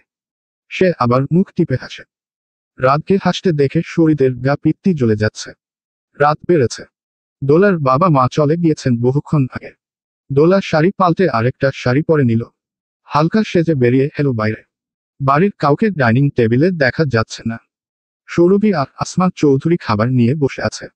তমসা এসেছে। দোলাকে দেখা মাত্রই মুখ বাঁকা করে চলে আসে টেবিলে। বসেই তাড়াহুড়ো করে খেতে আরম্ভ করে। টেবিলে খাবার দিয়ে আসমা চলে যায় হেমা চৌধুরীর ঘরে। ইব্রাহিম চৌধুরীর ছবির সামনে বসে খাচ্ছেন। বারবার শাড়ির আঁচল টেনে চোখ মুছছেন। আসমা চৌধুরী ভেতরে ঢুকে হেমা চৌধুরীর পাশে দাঁড়ায়। কাঁধে হাত রেখে বলে, খেতে চলো ভাবি, নতুন বউ অপেক্ষা করছে সবার জন্য। হেমা চৌধুরী রাগান্বিত হয়ে বলেন, আমার ছেলে এমন করতে পারে না, এ মেয়েটা মিথ্যা বলছে। বিশ্বাস করি না আমি ওকে। মানি না এই বিয়ে। কিছুতেই মানি না। আসমা চৌধুরী শান্ত গলায় বলে, এমন করো না ভাবি, বিয়ে যখন হয়ে গিয়েছে আমাদের উচিত মাফ করে দিয়ে ওদের সুন্দর করে বাঁচতে দেয়া। শরীর হয়তো ভয় বা সংকোচে বিয়েটাকে অস্বীকার করছে। আমরা স্বাভাবিকভাবে মেনে নিলে সে নিজের ভুল বুঝতে পারবে। তুমি এরকম করলে মেয়েটা কিসের ভরসার বাড়িতে থাকবে বলো? মনে করো তোমার আরেকটা মেয়ে সে। হেমা চৌধুরীর বুক ফেটে যাচ্ছে। কিছুতেই মানতে পারছেন না এই বিয়েটা। আসমা চৌধুরী অনেক বুঝিয়ে তাকে নিয়ে নিচে আসে। তমসা ততক্ষণে খাওয়া শেষ করে নিজের ঘরে চলে গিয়েছে। সৌরভী বাড়ির ছেলেদের ডাকতে যায়। আয়নাল চৌধুরী, জাবির আর আবির খেতে এলেও ইউসুফ চৌধুরী আসেন না। সেতারা বেগম ঘর থেকে বের হননি। ওরা খাবার টেবিলে বসলে দোলা আস্তে আস্তে এগিয়ে আসে। সৌরভীর হাত থেকে ভাতের বাটি নিয়ে একে একে সবাইকে ভাত বেড়ে দিতে থাকে। আয়নাল চৌধুরীর প্লেটে ভাত দিতে যাবে এমন সময় তিনি সৌরভীকে উদ্দেশ্য করে বলেন, এসব কাজ কেবল বাড়ির লক্ষ্মীদের মানায়, তুমি ওখানে দাঁড়িয়ে আছো কেন? সৌরভী বুঝতে পেরে তাড়াতাড়ি এগিয়ে যায়। দোলার থেকে ভাতের বাটি নিয়ে আয়নাল চৌধুরীর প্লেটে দিতে থাকে। এরপর হেমা চৌধুরীকে বসিয়ে প্লেটে খাবার দিতে চাইলে সৌরভীর হাত ধরে বাধা দেয়, আমার ছেলেটা না খেয়ে বেরিয়ে গিয়েছে। কোথায় আছে জানি না, আমার গলা দিয়ে খাবার নামবে না, তুমি অন্যদের দাও। দোলার সঙ্গে সঙ্গে বলে, চিন্তা করো না মা, আমি শরীরকে ফোন দিচ্ছি, ও চলে আসবে। হেমা চৌধুরীর চল শক্ত হয়ে যায়। রাগে কটমট করে সৌরভীকে বলে, বৌমা, ওকে বলো আমার সঙ্গে যেন কথা না বলে। আমি ওর মা নই। আমার 3 সন্তান শরীর, তমসা আর মর্মসী ছাড়া কেউ আমাকে মা ডাকবে না। হেমা চৌধুরী টেবিল ছেড়ে উঠে যায়। দোলা মুখ বাঁকা করে তাকিয়ে থাকে। আয়নাল, জাবিররা খাওয়া শেষ করে চলে যায়। আসমা চৌধুরী সৌরভী আর দোলাকে নিয়ে খেতে বসেন। সৌরভী আর চোখে দেখছে দোলাকে। নিজেকে কন্ট্রোল করতে না পেরে এক সময় জিজ্ঞেস করে বসে, তোমাদের পরিচয় কিভাবে? দোলা মাথা তুলে তাকায়, একবার সৌরভীর দিকে আরেকবার আসমা চৌধুরীর দিকে। একটা হাসি দিয়ে বলে, ফেসবুকে পরিচয় আমাদের। সৌরিদ আমার প্রতিটা ছবিতে রিয়াক্ট দিত, মাঝে মাঝেই ইনবক্সে নক করত, তারপর ধীরে ধীরে পরিচয়, বন্ধুত্ব, তারপর প্রেম, শেষে বিয়ে। আমার ফ্যামিলি শুরু থেকেই জানে, তারা মেনে নিয়েছে। দোলার কথা সরিষা পরিমাণ বিশ্বাস হয় না সৌরভীর। সৌরিদকে সে কখনোই কারো ছবিতে রিয়াক্ট দিতে দেখেনি। এমনকি মেসেঞ্জারে সৌরিদকে কেউ কখনো পেয়েছে বলে মনে হয় না। সে কিছু বলে না, চুপচাপ খেতে থাকে। হেমা চৌধুরীকে আবারও নিচে নামতে দেখা যায়। তিনি একটা প্লেটে ভাত তরকারি সাজিয়ে আবার সিঁড়ি দিয়ে উপরে চলে যান। এটা দেখে দোলা ফিসফিস করে বলতে লাগলো, উনি উপরে বসে খাবেন বললেই দিয়ে আসতাম, এতক্ষণ রাগ দেখানোর কি ছিল? দোলার এমন কথায় সৌরভী মুখ কালো করে নেয়। মনে মনে ভাবে এই মেয়ে কি করে সৌরিদের সঙ্গে প্রেম করতে পারে। সৌরিদ এরকম একটা মেয়েকে পছন্দ করে এটা ভাবতেই সব গন্ডগোল লেগে যায় সৌরভীর মাথায়। তাহলে কি সৌরিদ সত্য বলছে, সে এই মেয়েকে বিয়ে করেনি? সৌরভী ভাবনা সরিয়ে নিচু কণ্ঠে বলল, মামিকে তুমি চিনো, ভুলেও কখনো সবার সামনে এরকম করে কথা বলবে না।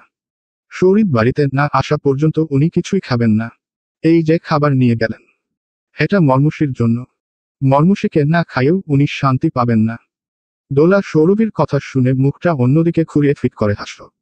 সৌরভীর গা কিরমির করছে দোলার আচার ব্যবহার দেখে। অন্যদিকে আসমা চৌধুরী যেন পাশে বসেও কিছু শুনেন না, নিজের মতে করে খেতে থাকেন। রাদের খেয়ালিপনা সহ্য হচ্ছিল না সৌরিদের। এরকম একটা পরিস্থিতিতে দাঁড়িয়ে বেস্ট ফ্রেন্ড এমন আচরণ করতে পারে এটা ভেবে রাগ হচ্ছিল তার। তাই ক্লাবঘর থেকে রাগকে বের করে দিয়ে দরজা আটকে দেয়। সৌরিদ বারবার মনে মনে আওড়াচ্ছে, মর্মুষী আজ সব জেনে গেল, অথচ সে তো এমনভাবে নিজের অনুভূতি প্রকাশ করতে চায়নি। মর্মুষী বিষয়টা কিভাবে নেবে? আর আয়নাল চৌধুরী রাগের মাথায় যদি মেয়ের বিয়ের ব্যবস্থা করে ফেলেন, অথবা গাজীপুরের নিজস্ব অ্যাপার্টমেন্টে পাঠিয়ে দেন। ভাবনার শেষ নেই, আবার কোনো উত্তরও নেই এই মুহূর্তে। মাথার দুই পাশ যেন ভেতর থেকে কেউ চেপে ধরছে, চোখ দুটো জ্বলছে। বুকের ভেতর অদৃশ্য ছুরি চালানো হচ্ছে বারবার নিঃশব্দে, নির্মমভাবে। শ্বাস নিতেও কষ্ট হচ্ছে, তবু মন থামছে না তার নিজের বিরুদ্ধে যুদ্ধ করতে। মর্মুষীর কথা ভাবনায় আসতেই সৌরিদের মাথার ব্যথা তীব্র হচ্ছে। আপাতত মর্মুষীর কথা বাদ। সৌরিদ এবার ভাবছে, দোলা মেয়েটাকে, দোলাকে সে আগে কখনো দেখেনি। কে পাঠিয়েছে ওকে? এটাও কি বাসার করিমের কাজ? না, সৌরিদকে কাবু করার হাজার রকম পথ খোলা আছে ওদের কাছে। কিন্তু নারী কেলেঙ্কারির মাধ্যমে খুব একটা সুবিধা করতে পারবে না, সেটা করিম পরিবার ভালো জানে। চারদিকে সৌরিদের বদনাম কেবলমাত্র তার উগ্র মেজাজ, বেপরোয়া রাগ আর জেদের কারণে। চারিত্রিক দিক দিয়ে সৌরিদের জীবন ইতিহাস ছকছকে।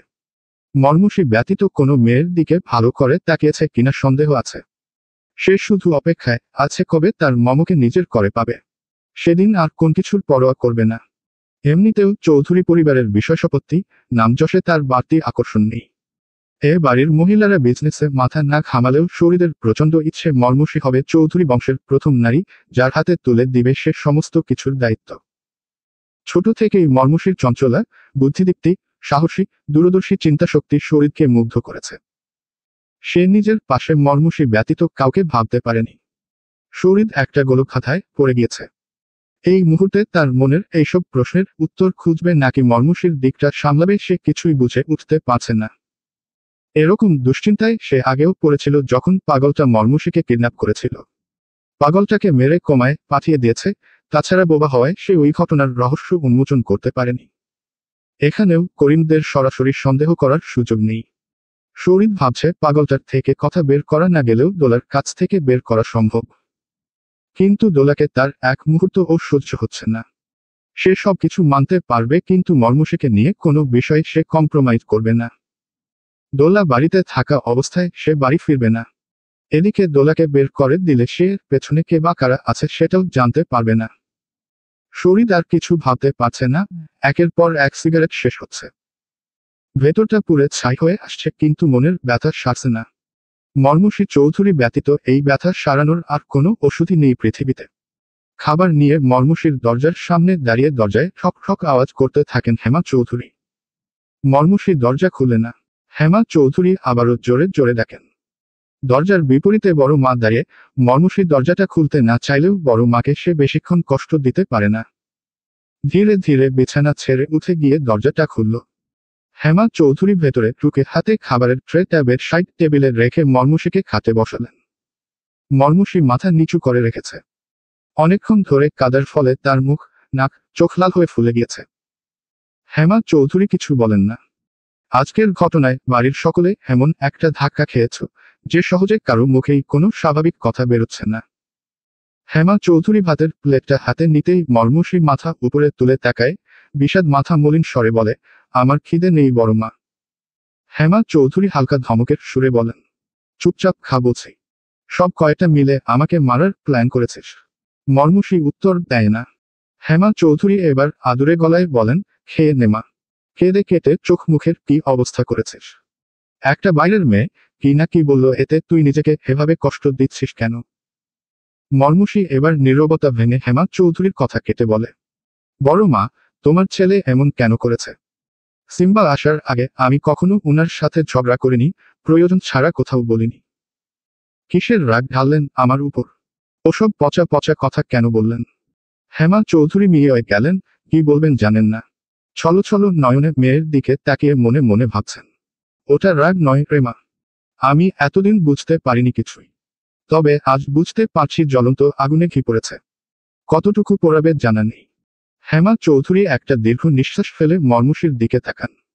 সে খেতে না চাইলেও জোর করে কয়েক লোকমা মুখে তুলে খাইয়ে দেন। মর্মসীকে খাইয়ে তিনি চলে যান। মর্মসী দরজা আটকে দিয়ে সিম্বাকে কোলে তুলে বলক নিতে গিয়ে দাঁড়ায়। আকাশে মেঘের আড়ালে বড় চাঁদটা কিছুক্ষণ পর পর দৃশ্যায়মান হচ্ছে। আবার যখন মেঘ সামনে আসছে চাঁদও মুখ লুকাচ্ছে তার পিছনে। চলবে।